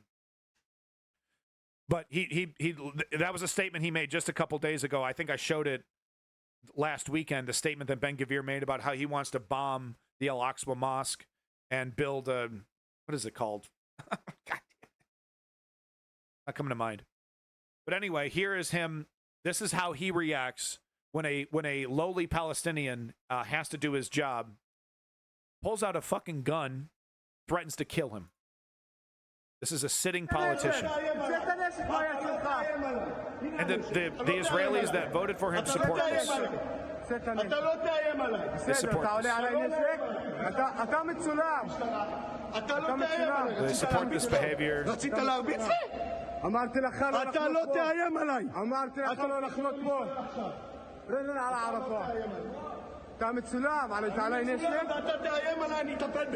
Such a tough guy, really tough guy, right?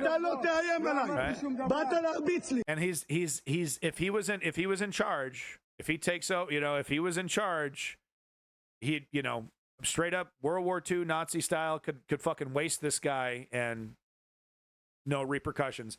I think one of the only reasons he's holding back right now is because of, you know, BB in the West and all that. But if he were ever unleashed, it would just be summary executions. I do believe that. This is an extremely dangerous genocidal man. They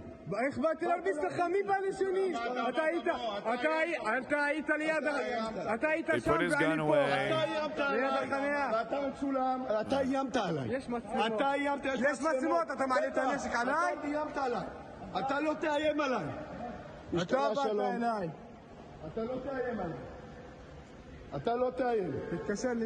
Right.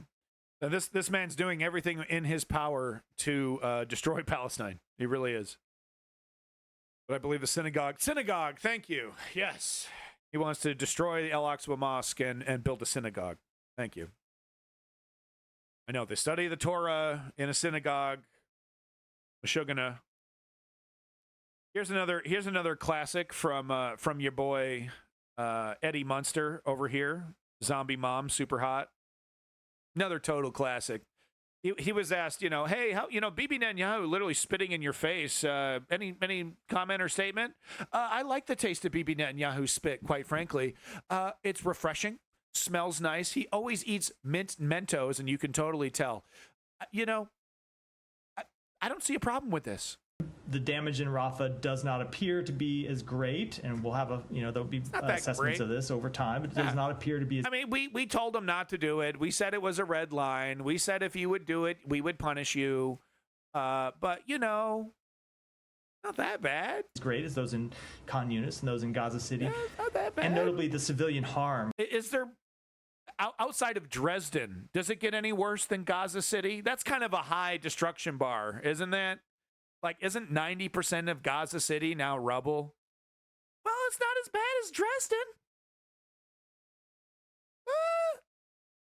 It's not like the My Lai massacre over here. Come on now. Golly. Only a couple hundred people died. Come on, man. Yeah, we got this in check. Welcome back. Smash. Has been reduced. Israel has gone ahead with almost what you were telling them not to. So it is a different operation than what they were initially planning, and is a different operation than the one that we were very much making clear we were opposed to. It's not to say that we have agreed with every tactic that they have pursued. That we right. So I mean, they're asking for forgiveness instead of permission, and we'll gladly give it to them. In fact, we gave them forgiveness with a big handful of weapons that they immediately used to kill children. I have a cool car. My parents have a cool car. We have agreed with every strike that they have taken. Of course, we can always look at things and say this isn't the right way to do this. You should have done more to minimize civilian casualties.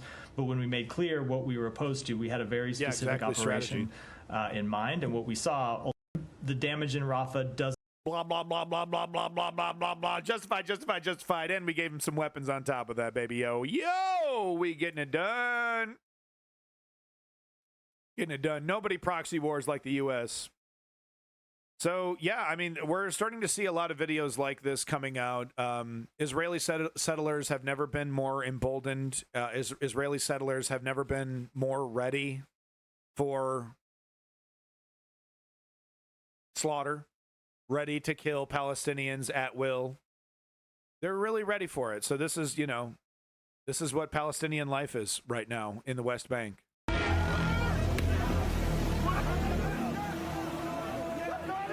תרגיל. כולם מוכנים, מקסימום. Everyone's ready. מחכים לטבח הגדול. Waiting for the big slaughter, the real one. Come on. Getting impatient. When do we get to kill him, BB? I film it. I can't wait. Holy redemption. Look at the smile on his face. He's like, I can't wait to kill them all. It's going to be fun. Oh, don't film it. He says, don't film it. Sorry, I didn't see that. Don't film it. It's going to be pretty gross. I'm literally going to shoot children with an assault weapon that was given to me by the Israeli government. Woo! Thanks, Uncle Sam. Joe Biden watches that video and says, I'm a proud Zionist. So here's the most moral army in the world, slinging gas around like some kind of hitman in a Palestinian home and burning it down. As you can see, this was a Hamas hangout. Lots of Hamas, evidence of Hamas all over this building. Those steps are clearly Hamas. No, we're just, spreading gas around, burning it down. Got to burn it down. Hamas could be using this building. Hamas might use this building, guys. So I'm lighting it. Hey, bro, how about no? How about I'm carrying and my hands are covered in gas? How about you give it a second? Like, you got an eager beaver over here. Okay, I'm gonna light it up. Can I get out of the building first? Hey, look, it's Corn Pop. I love being a Zionist. Which came from an American arms manufacturer, yeah. Welcome back, Rebel Phoenix. Oh, good. All I can hear is the Anakin attack from the quotes. Oh, Star Wars sucks. That shit sucks. Another image. Israel kidnaps children, treats them. This is how Israel treats kids. Like I said, I've shown you images before of children being kept in animal cages, dog cages, and lots and lots of eyewitness, verified reports of children being sexually assaulted while being held in captivity. And then, of course, we have the phenomenon of Israel popular media justifying rape against Palestinian prisoners. I've shown evidence of that, but I know. I'm just making it up. Cool it with the anti-Semitic remarks. Unless I can literally give you unless I can prove every single thing that I'm saying the moment, right? Because I just picture, I just have this Zionist in my head who's like, oh yeah, right, the entire time he's in my head, right? Oh, prove it. I can prove it. I've shown all that. Hours and hours and hours of video evidence, articles, research, eyewitness reports, people who were there on the ground. Didn't you know we were there first? What, Hamas? We were there first. Just do it. Just do it. Just get it over with. Yeah, Rebel Phoenix. That's kind of funny. Historian Ian Pape explains why he thinks Israeli PM Benjamin Netanyahu can reject any U.S. proposal for a Gaza ceasefire without backlash from his biggest ally. So, grain of salt, this is Al Jazeera. Hasn't been community noted, so I don't think anything is untrue in this statement, but grain of salt, this is Al Jazeera. It's funny how we sort of think that we are hearing some dramatic news, where actually we see the repeat of the same news again and again. And I'm afraid this... No, strategy member, I love that idea, but do you think that would change a single Zionist's mind? If I had that spreadsheet and if I was able to, prove, video proof, that's a fake video. That person's lying. Oh, that's taking it out of context. That's not what really happened. You think, it doesn't matter. No, but it would be funny. It'd be a huge waste of time. And if that's funny to you, then so be it. But we need to get over the left, and I'm not criticizing you, strategy. You're great. But the left in general needs to get over this concept that all we need to do is prove the other side wrong. We need to defeat them. They're anti-truth. They're hammers looking for nails. They've made their conclusions, and they are going for the jugular. They are going for the throat. No amount of spreadsheets, no amount of evidence, no amount of proof is going to change their mind. The only thing that works is fighting back. This is going to be the same. Netanyahu is going to reject the American proposal, whatever it is. He doesn't think that the Americans are in any position to really pose danger to his own position in the government, because we are 60 days before the elections, and therefore this is all going to be, there's going to be a lot of talk but very little action on the ground, and I'm afraid every time we need something far more drastic than an American proposal that tries to satisfy Netanyahu's demands that keep changing because he doesn't want a deal, and he doesn't want to end the fighting. That's correct. Yeah. We've talked about this before. The only human being on planet Earth that benefits right now from this conflict is Bibi Netanyahu. Everyone else is suffering. Everyone. Not even Hamas is really making out that well, right? They kind of got exactly what they wanted. They got their little holy war, but nobody is really getting what they want except for Bibi. And this is, he has decades of history of Bibi's negotiating style are out there for you to observe. He does this every single time. The moment the negotiations get anywhere close to being viable, to being, actually making any progress, he says, he moves the goalposts, makes new demands, and says, if you don't accept these new demands, the deal's off. And of course, the new demands are ridiculous, right? Oh, like he'll say, okay, yeah, we'll negotiate ceasefire. Then they'll start to get serious, and he'll say, okay, well, the ceasefire is for only 6 weeks, and then we're going to go back to destroying you, and that's a hard line, and I'm not going past that. And they're like, well, of course we're not going to do a ceasefire deal for 6 weeks. That's just an example. But this is how Bibi negotiates, right? And like I said, it's all about buying time from the West. It's all about placating the West. It's also that Wolf Blitzer can get in front of the camera and say, peace in the Middle East is going to happen real soon. Joe Biden, he twisted some arms, and now they're doing there's real progress on the ceasefire deal. And then everyone can sleep on it for another couple days or weeks until the next, right? Until the next violence or whatever thing pops up in the media. It's all about buying time. There's no two-state solution happening as long as Bibi Netanyahu and Ben Gvir are in charge. Straight up. And quite frankly, any of the viable political parties that want to replace Bibi Netanyahu, politicians or political parties, they're all pro eliminate Palestine as well. The only thing that's going to work is a carrot and a stick, pulling away the weapons, and yes, putting Israel in some kind of danger to its neighbors.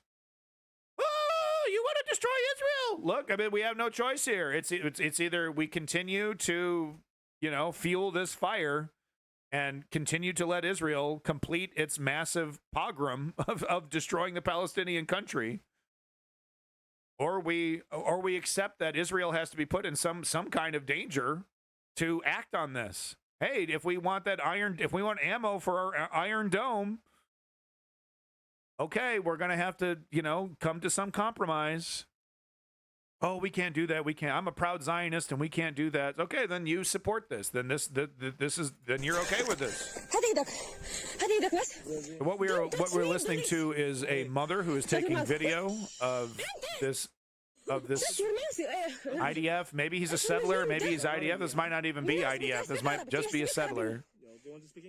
Attempting to kidnap her child, right? So he was maybe throwing stones, talking shit, right? Throwing stones or talking shit, right? So he's fully deputized. He can take this kid hostage and give him over to the IDF. Right? Don't touch me, police. Shut your mouth. Right. So he's actively trying to kidnap her son. Oh, shh! Let it happen. Let it happen. This isn't your land. This isn't your son. None of this is. You don't exist. You don't exist. You're a cockroach. Shh! I'm gonna kidnap your son, and you're not gonna do shit about it. Every single day, and it was happening for decades before October 7th.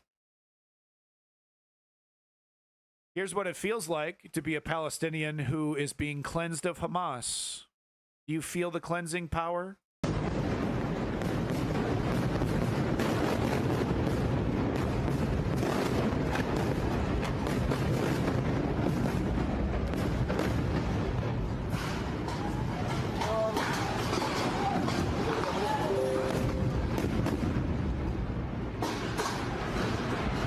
Just a couple more of those and we got it, boys. Couple more of those and Hamas will be folding it in, man. Couple more of these bad boys and Hamas is toast. Trust me. Trust me, bro. Trust me, bro. Couple more of these bad boys. Tens of thousands more civilians, but we got Hamas on the run, dude.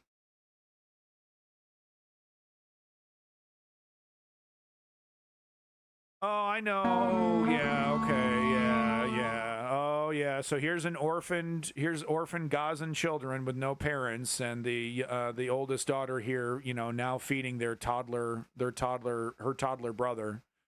It's all necessary to get rid of Hamas, this incredible tragedy that will be remembered for ages as one of the saddest moments of human history.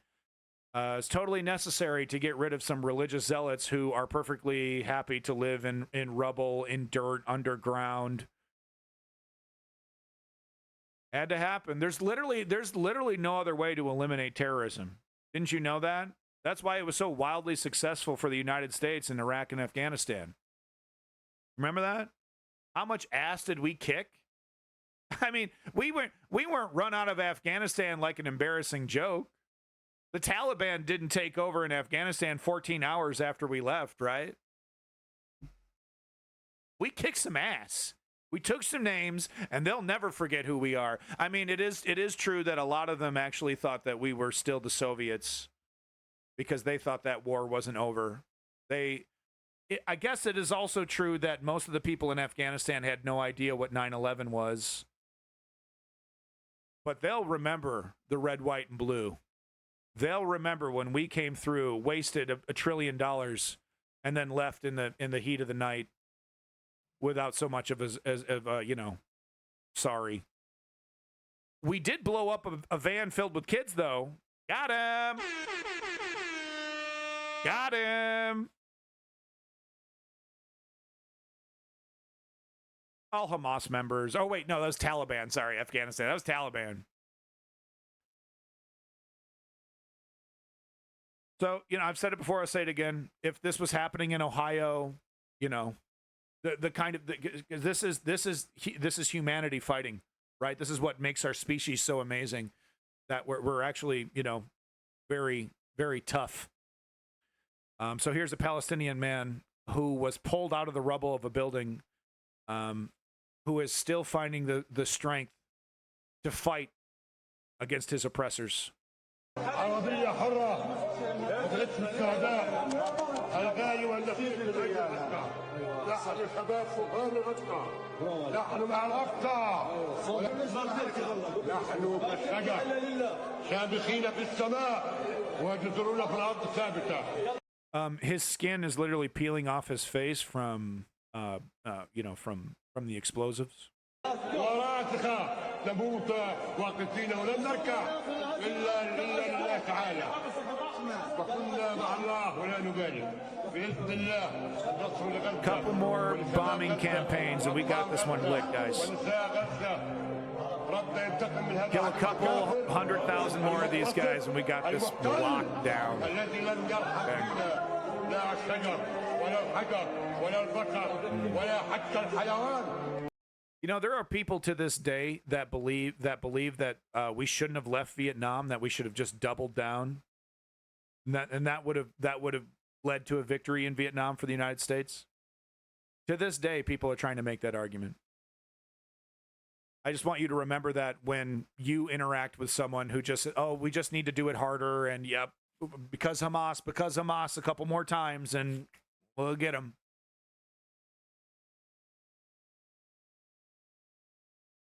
You got literally people holding on to defeat in Vietnam and still talking about, oh, well, we just needed to be brutal. Just needed to be more brutal.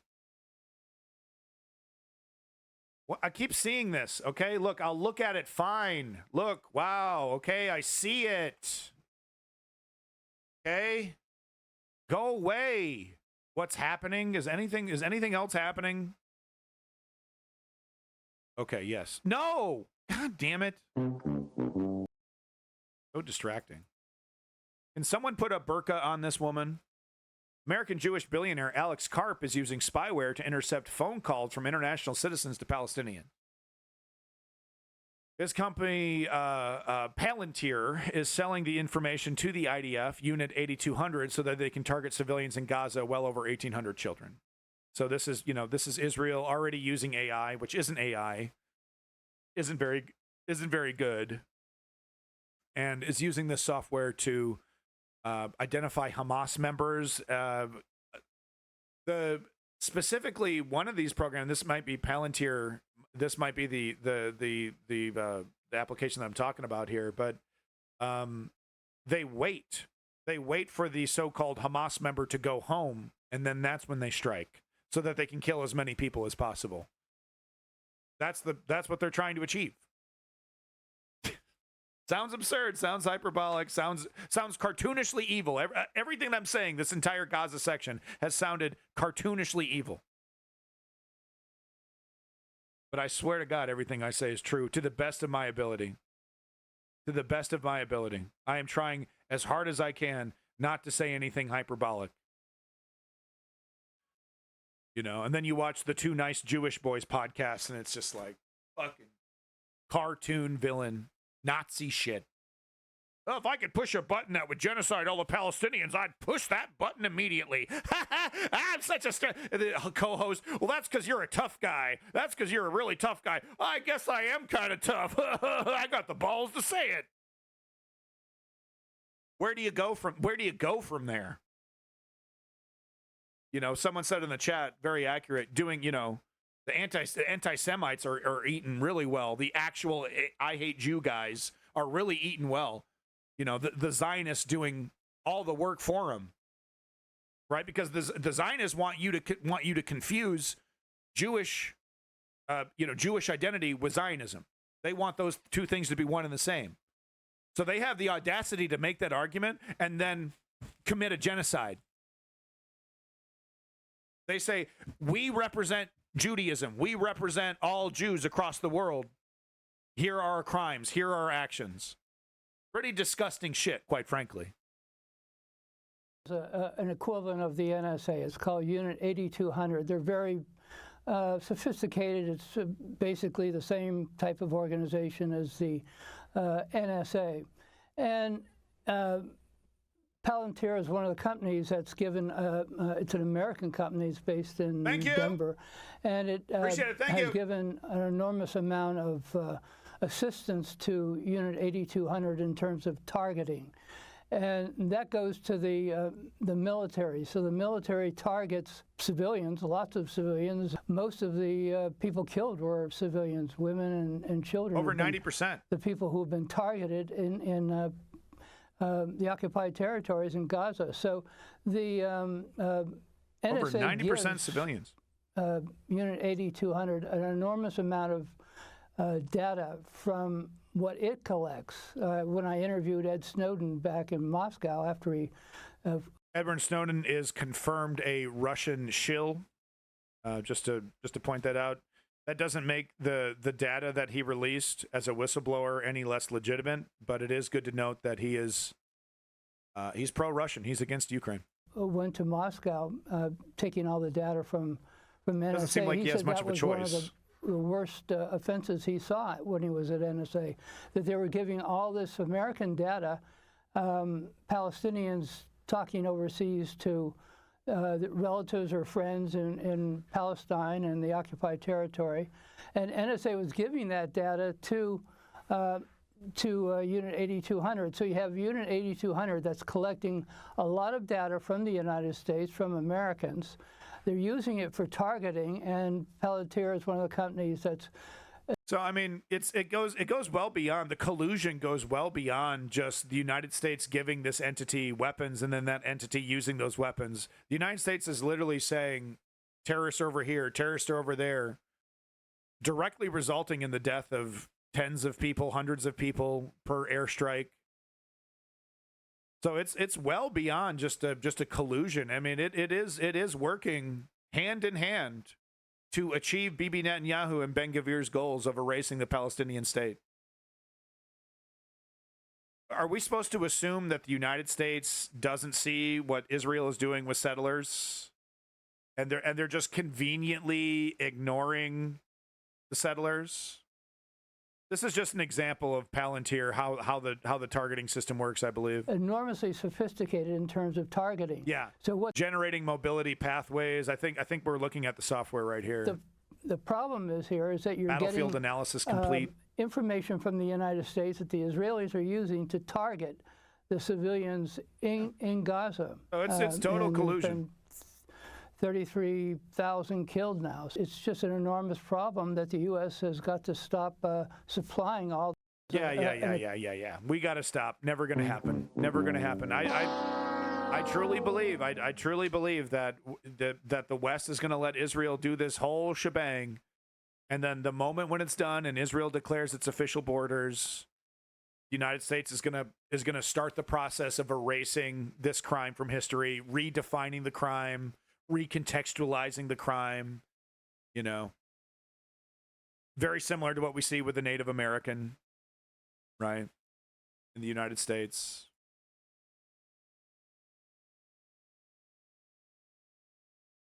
Jewish people, not Jewish, Zionist vigilante groups feel more emboldened than ever. Like I said, you know, this person may very well, I don't know what this person's politics are, but when they start saying Jewish, you know, it's like you got to be careful with that kind of shit. But here are some Zionists walking around in the free world, feeling totally comfortable to... This is the vigilante organization that prowls around now on the University of Toronto campus. All right, so this is happening in Canada. They are a vigilante group. Not sure what they're doing here among the students and faculty. Wearing pseudo military gear. They're not allowed to wear bulletproof harnesses, so they got their little harnesses without plates, right? Little Walmart, you know, bought them off Amazon. J-Force, watch out! J-Force coming through. Is that Jew Force? Is that what that is? Is that what that means? Please tell me that that's what that means. Please tell me J-Force means Jew Force. Please. J-Force, it says. J-Force. Perhaps they couldn't pass the test to become police, and now this is their lot in life. You gotta watch out for those because what they are saying, the lie is that Jewish people can't walk anywhere without rampant anti-Semitism. Are you Jewish? Oh, what's your nose? Let me see. Your nose is big. Are you Jewish? You're Jewish. You're Jewish. Oh, you're good. Right, because Jewish people are getting attacked on college campuses everywhere, victimized unbelievably. You can't believe the violence. So they got to patrol. And of course, when they patrol and there's no violence, I think we know why, right? I think we know why there wasn't any violence against Jewish people in those areas when the J-Force is coming through. Anti-Semites beware. I heard the J-Force is coming through. J-Force coming to town. Better get out of here, anti-Semites. Tough guys. Look at that. He's got the medical kit on the belt. You put the medical kit on the belt. Quick access, because you're going to need quick access because the violence against Jews is overwhelming. More like gay force. No. Here's the reality. There are real, legitimate anti-Semites walking amongst us that really, really hate Jewish people. Nick Fuentes, you know, the Groypers, et cetera, et cetera, et cetera. These clowns and what Israel and the Zionists are doing assists those crypto-fascists. It completely undermines actual anti-Semitism that's actually happened. Kind of gives them cover. Gives actual anti-Semites cover.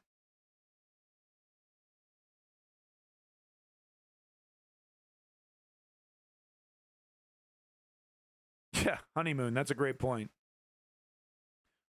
You know why though? You know why? Because they didn't have the J-Force.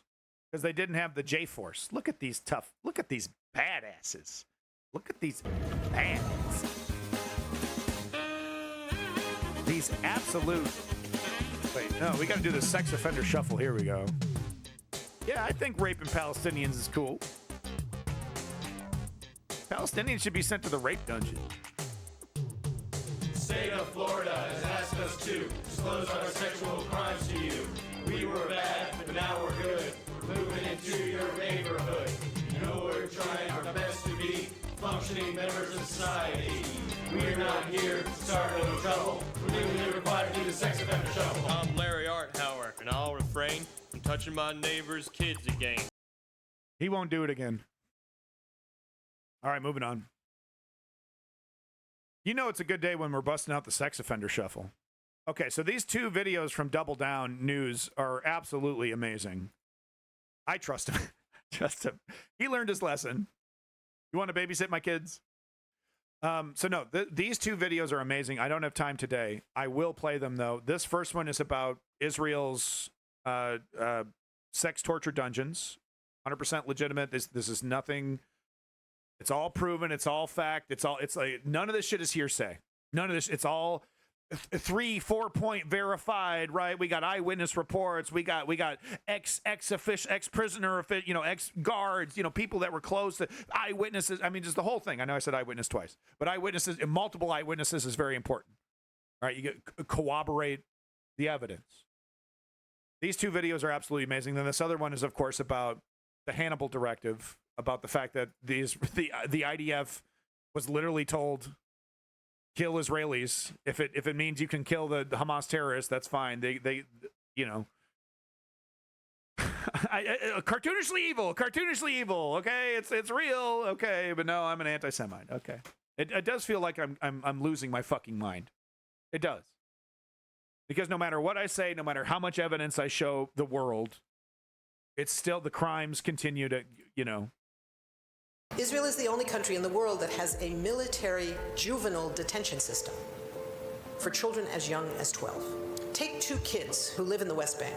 They're both, say, 12 years old. And they've both been kind of naughty, and they've been throwing stones. An Israeli kid who would be arrested the way our juvenile justice system is supposed to work. The kid gets arrested, he's taken to a juvenile court with his parents being present. A lawyer is always present whenever he's questioned. The other kid's a Palestinian kid whose family has lived in the neighboring village for 10, 15, 20 generations.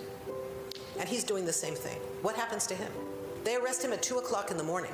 Parents are not told where he's being taken. He's taken inside Israel, out of the West Bank, and again in violation of international law. Interrogated in Hebrew, no lawyer, and they are brought to court in a military justice system. So you have two 12-year-olds doing the same thing, and two entirely different systems affecting them. Israel is the only country in the world that has a military... And that's just the surface. That's just the surface level despotism. This is a very interesting article by, you know, according to that Zionist that we had in the chat last weekend. Haaretz is basically the Fox News. You don't trust Fox News, do you? Trying to downplay all the you know, articles that Haaretz has put out about Bibi Netanyahu and this connection to Hamas, etc. Haaretz, you can't trust Haaretz. You can only trust the Jerusalem Post.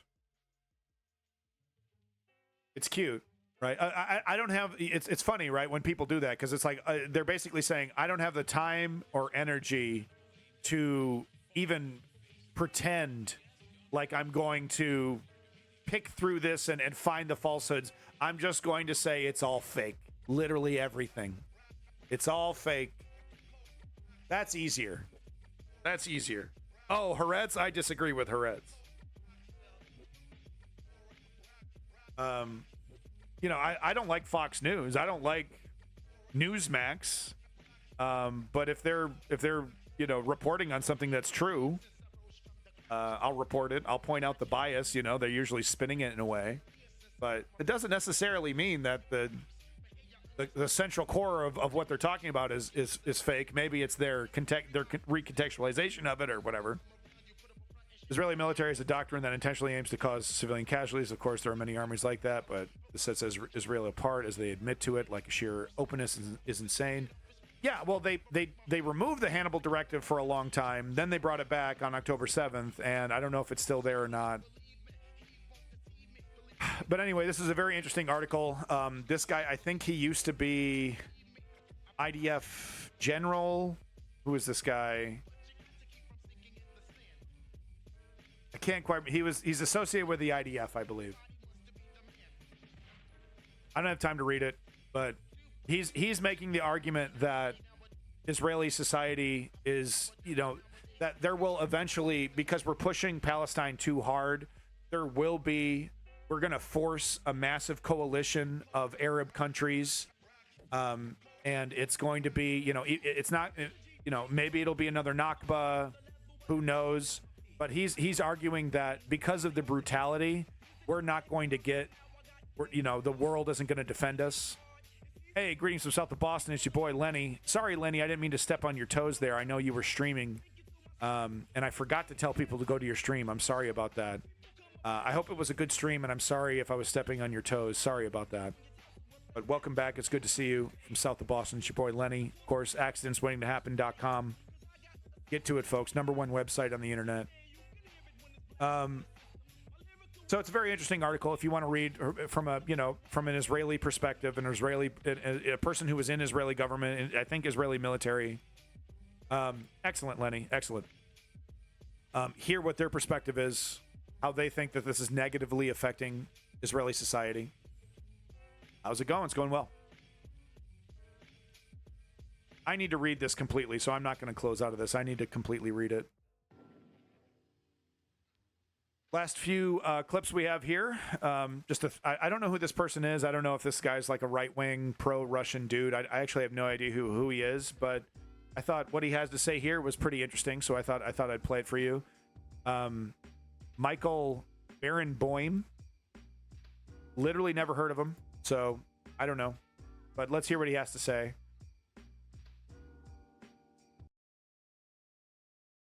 The German history that you are referring to is awful, but the people that are not responsible for this are the Palestinians.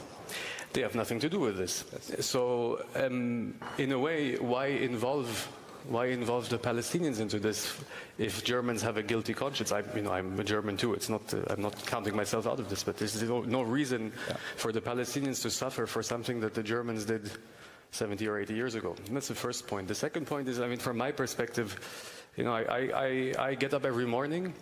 First thing I do, I look at my phone. How many hundreds of Palestinians have been killed today? How many hospitals destroyed? How many children, limbs amputated without anesthetic? You name it, it goes on. How little humanitarian aid is let in? How many bombs are flying? How many tanks are rolling? Israeli bombs. I find it hard to understand how the demand for an immediate ceasefire is not a consensus in the German or in the Western world. This is something I still don't understand. Yeah.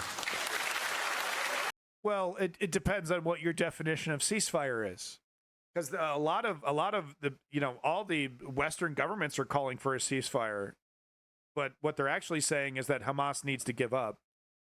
Palestine, the resistance in Palestine needs to give up and let Israel do whatever it wants. That's their version of a ceasefire.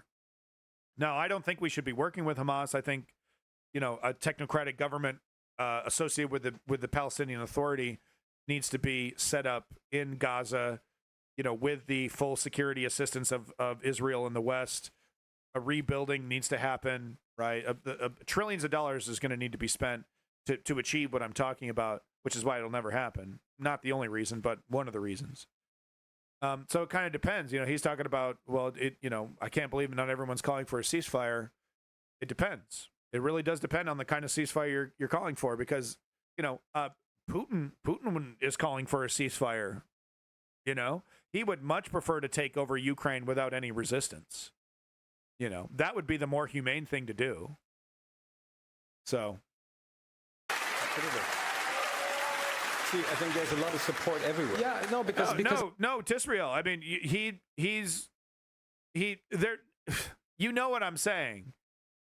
Anymore, that is. Yeah, I guess just recently he did come out with some statements that says, as long as the Kursk thing is happening, we're not even going to entertain that. But you know what I'm saying? He's made statements of like, oh, we would love peace. Well, I would love peace. What are you talking about? I want peace right now. Let's start the peace negotiations right now. Right, which is basically him saying, let's start the capitulation agreement. Okay, what are you going to give me, for me to stop terrorizing you? I think a lot of people understand this on an individual level, but there's this idea that if I agree.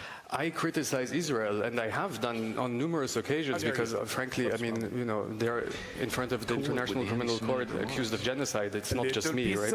If I criticize Israel for some reason, I am doing something wrong. I am being either anti-Semitic or I'm being unreasonable. Also, another misconception, I think, that is actually something that Israel tries to do all the time is to present itself as the only representation of Jewishness. I'm Jewish, right? I don't believe in God or anything like that, but I'm Jewish anyway. It's just how it is. But I don't want anything to do. That's just how it is. But it doesn't mean I want anything. I don't want to be represented by Israel, nor do I feel like I should be represented by Israel. Quite the contrary. So these two things are separate, and only because in Germany we have a fear of saying the things clearly doesn't mean that they're not clear.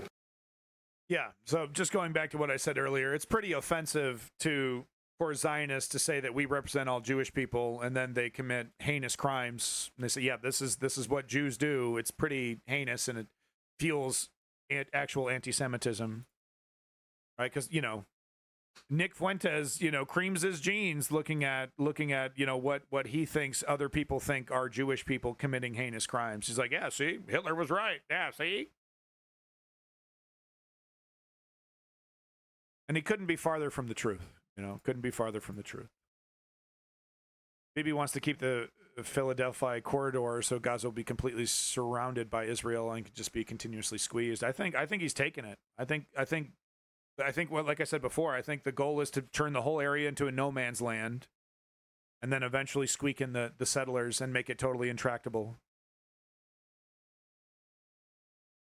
We're not going to listen to this whole thing, maybe just 1 minute of it, but this is just a person from the UN pointing out that Palestine, for some reason, internationally, it's weird, but any other country, any other people from any other country, if they were being invaded or if they were being treated in the way that the Palestinians are being treated by Israel, no one would question their right to resist.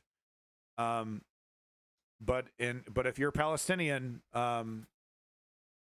you want to resist overt oppression, a literal apartheid state or an open air prison, you are considered a baby raping terrorist, and you're beneath human, you are not human, you're less than human, and you deserve utter and total brutality. That it's a phenomenon exclusive to the Palestinians. But this is the first time I've ever heard that there's a need to condemn and say, yes, but of course they're suffering, but first we need to condemn. Yeah. When talking about Hamas, right, that's a common criticism you see of shills for Israel when they get on the media. They say, oh, you're pointing out these horrible things, but you didn't even mention Hamas. And they're basically implying that you can't say anything about the crimes of Israel unless you are mentioning and putting it within the context of the crimes of Hamas. Which is fine. If you just literally you want me just to admit, if that's what I have to say for you to accept criticism of your country, that's fine. But that's not what you're doing, right? You're not accepting the criticism. It's literally whatabouting. You're like, well, I know we commit crimes, but what about these guys? They're pretty bad. Are we out of our minds? Condemning the resistance of the people who are being oppressed and killed, subjected to genocide? You can't call Hamas resistance, even though they are resisting, but you can't call them it's not the same. They are legitimately holding the Palestinians hostage. They were voted in 20 years ago with the help of Bibi Netanyahu in an attempt to divide and conquer the Palestinian people, to make it easier to conquer them. They haven't had a legitimate election in 20 years, and a grand majority of the people that did vote for Hamas 20 years ago are fucking dead. A grand majority of the population in Palestine were under 18 when Hamas was voted in. They're never going to relinquish power. Technically they are a resistance, but technically they are also holding their people hostage. And they are definitely 100% a theocratic terrorist organization that cannot be trusted to run a government. The whole concept, the whole idea, some people from the left flirt with this idea that Hamas needs to be put back in charge of Gaza. Ludicrous. Totally ludicrous. They've proven themselves to be incapable of doing anything other than hoarding weapons and getting ready for the next intifada. Which is why I'm constantly talking about the technocratic government, assisted, by the Palestinian Authority. That's why I'm constantly talking about it, because that's the only really viable solution. What are you going to do? What, you're going to give Gaza Strip back to Hamas, and then what? Give Hamas a bunch of money to rebuild and watch them spend 80% of it on, give it directly to Iran to rearm themselves? Oh, who are we fucking kidding with this? So it's a little simplistic to just assume the Hamas as the legitimate resistance, because they are resisting, but it's way more complicated than that. For 75 years, are we out of our minds? Are we out of our minds? With that said, there are dozens of other legitimate resistance movements in Palestine, in the Gaza Strip, that are fighting against Israel that don't have associations with Hamas, it's complicated. It's one of the most complicated. You know, the tribal reminds me of the trying to understand the Sunni and Shia situation in Iraq, right? I think that was Iraq. Minds. Sunni and Shia. Are we outside of our minds when we let this ridiculous narrative take hold and Yeah, spread Rebel Phoenix, and then yeah. participate in it, nodding our heads like sheep? Oh, and by the way, yes, there is a genocide going on and it's terrible. But first we have to condemn the Palestinians who dare to stand up. Palestinians who have shown an ability to sacrifice and amounts of courage. It's more complicated than that. It is more complicated. We need the left needs to be able to articulate how untenable Hamas is as a government, and also how barbaric Israel is. Like I think I'm the only political commentator that's even talking about it. Maybe it's because my idea is so fucking ridiculous, so outside the scope of reality.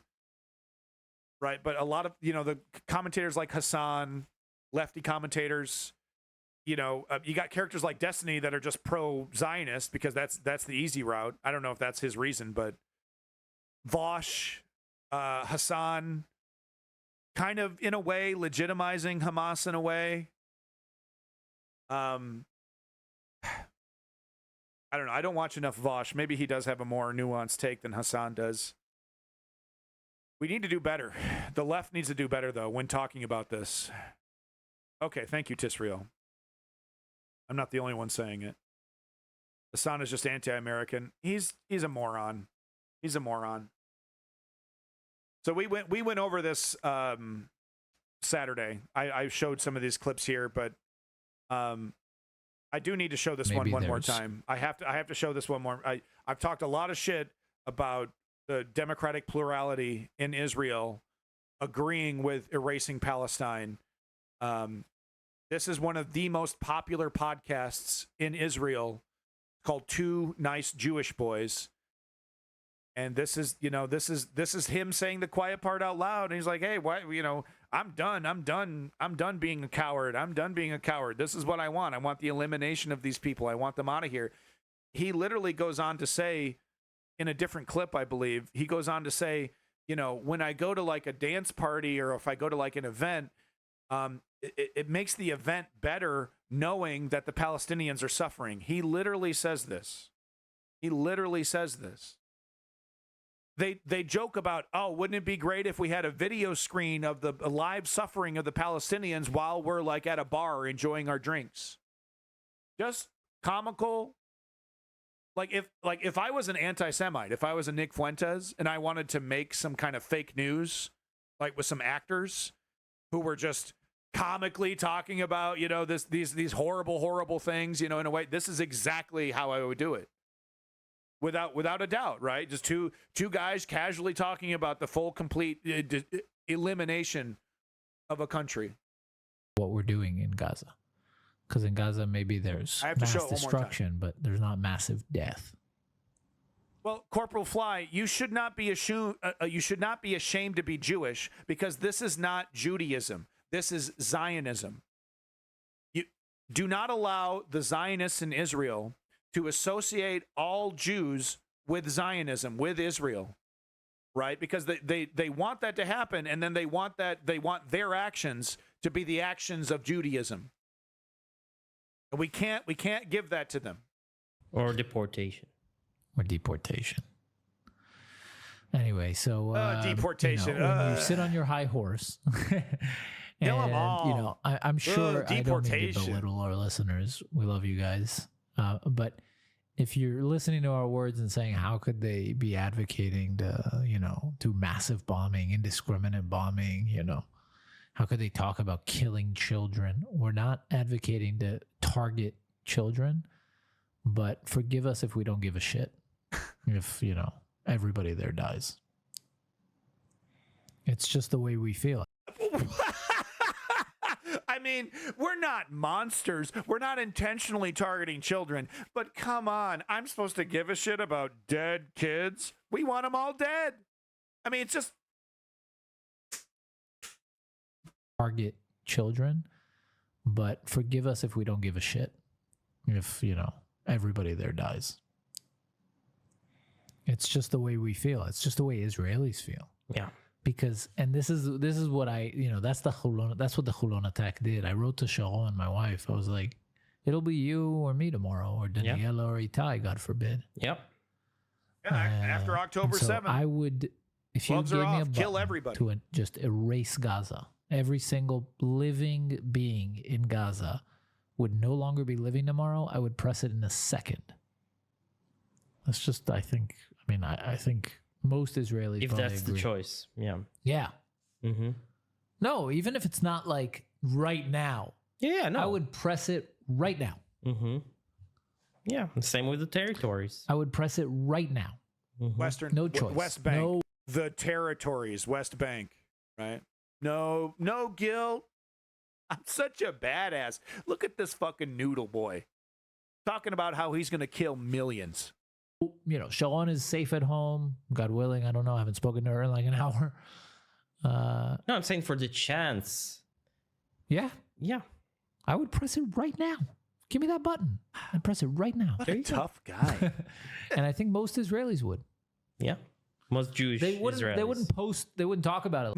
Most Jewish Israelis. I mean, obviously the Arab Israelis, I guess they'd have some kind of problem with us eliminating all the living people in Gaza, whatever. Like I am. Mm-hmm. They wouldn't post. They wouldn't say I pressed it. Yeah. But they would. They don't have balls of steel like you. They would, but they would press it, right? Like if they were in a closet alone, they wouldn't even hesitate. Mm-hmm. Someone came to them and said, "No one will know. You press this."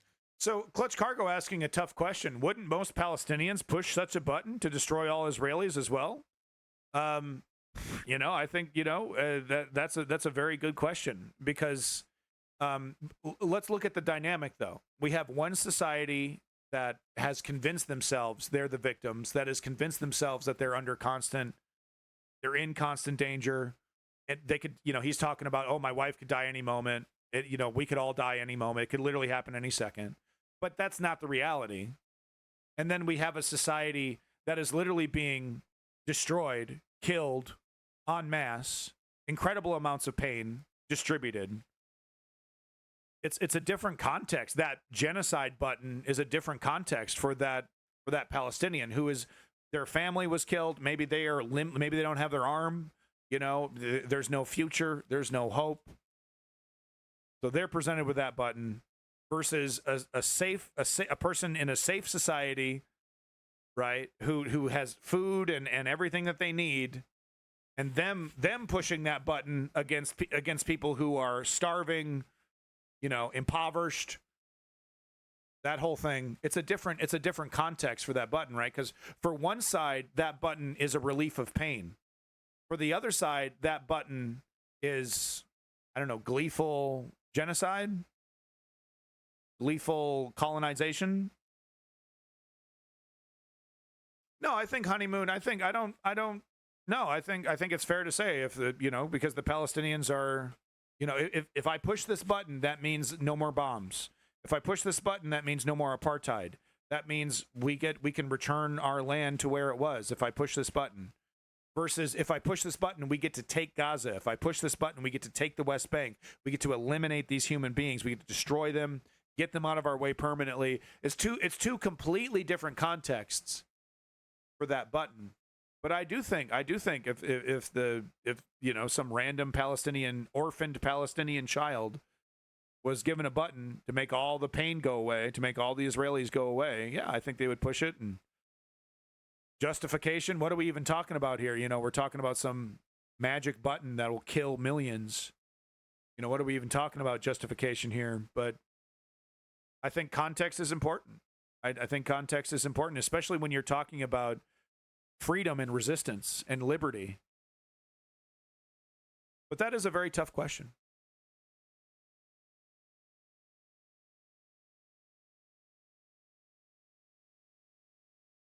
Yeah, strategy member. That's a good point.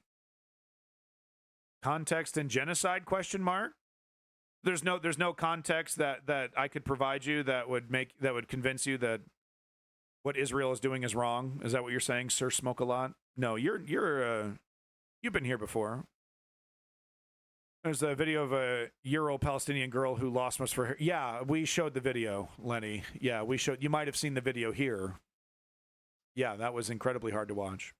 I don't have time for this video. This stupid, arrogant, religious person. I don't really have time to entertain his stupidity. So we'll do that next time. Sorry if you just showed up, Sir Smoke a Lot, but that's the end of the stream. Big props to you, Sir Smoke a Lot. Thank you for coming back. Lenny coming back. Clutch Cargo. Miss a Neck 007. I don't. You might be new. Looks like you're just trying to have a nice conversation. Honeymoon, thank you for coming through. Clutch Cargo once again. Rebel Phoenix, Tisriel, strategy member. Thank you for coming in. Your boy Lenny. We'll look at boobs then. Good call. Good call. Purple Fly. Appreciate it. All you lurkers, thank you for lurking. You know, if you just, making 1 or 2 comments. Ribbons, thank you for coming in. I'm sorry I didn't say hello initially. Thank you for coming back. Ribbons, I do appreciate it. We got your boy Chem Goblin. Thank you, Chem Goblin and Tisriel, all the way from Ukraine. Rebel Phoenix. Make sure you're liking and subscribing to Rebel Phoenix, folks. Woke Patriot, you're a badass. Thank you for coming in. Sorry you caught me at the very end. I wonder what if Honeymoon. I see homonym. I see Honeymoon. I do that for everybody. It makes it easier. Makes my life easier. Big props, Smash. You're probably right. It is homonym. It is homonym. Son of a bitch. It is homonym. Fuck. You got me. Strategy. Go figure. I'm not a genius. If you want smart, go to Vosh. He has all the answers. The Ponder Monkey, big props to you. Thank you for coming back. The Big Room, big props to you. Thanks for coming back, Big Room. Once again, props to Clutch Cargo. Johnny the Investor, he just left. He just left. See you later, Johnny Test. Bye. I was just like, I don't like you. Leave. And he left. Thank you. Thank you. I wish I never had to use that ban button. You suck. I don't like you. Bye. Yeah, okay. You're right. I suck. I'm leaving. Big props to Good Guy Dari. Thank you for coming back, Good Guy Dari. Big props to DJ Shea. Thank you, DJ Shea, for your comment, your single comment. Bulletproof Bullet. Thank you for coming back. He knew his place. Estonian, thank you for coming back. Appreciate it. Big props to you, Estonian. Female eunuchs. Appreciate it.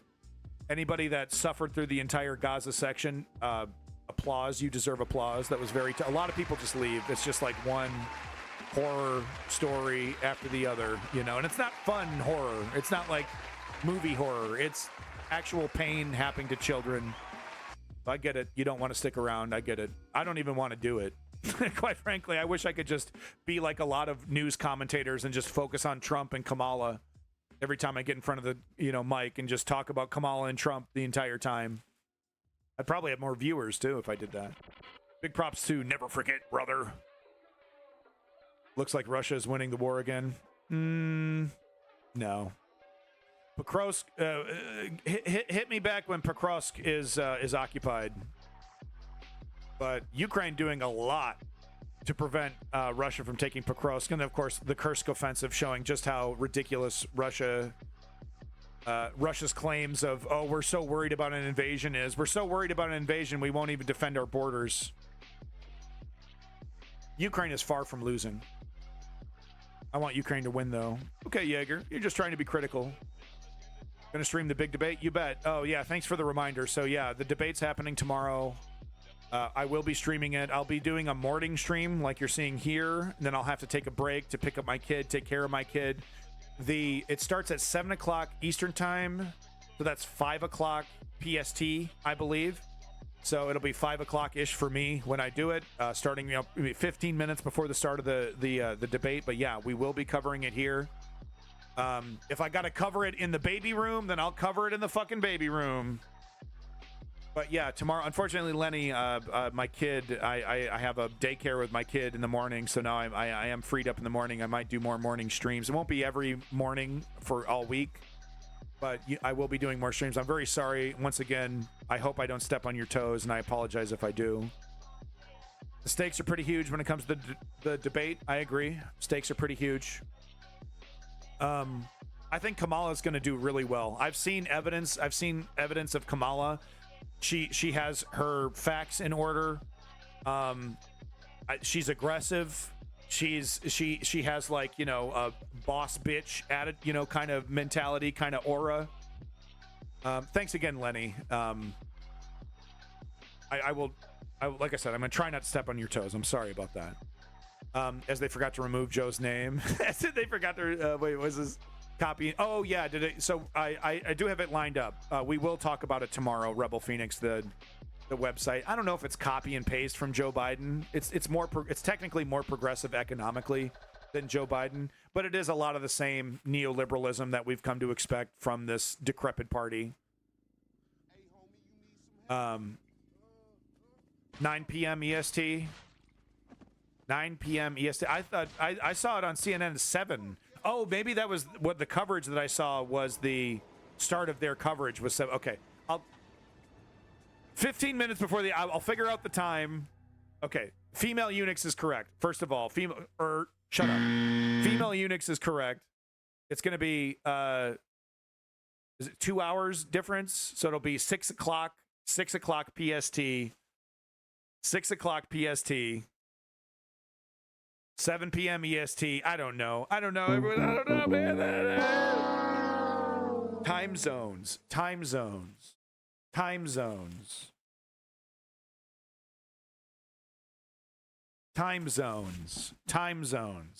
All right, everybody.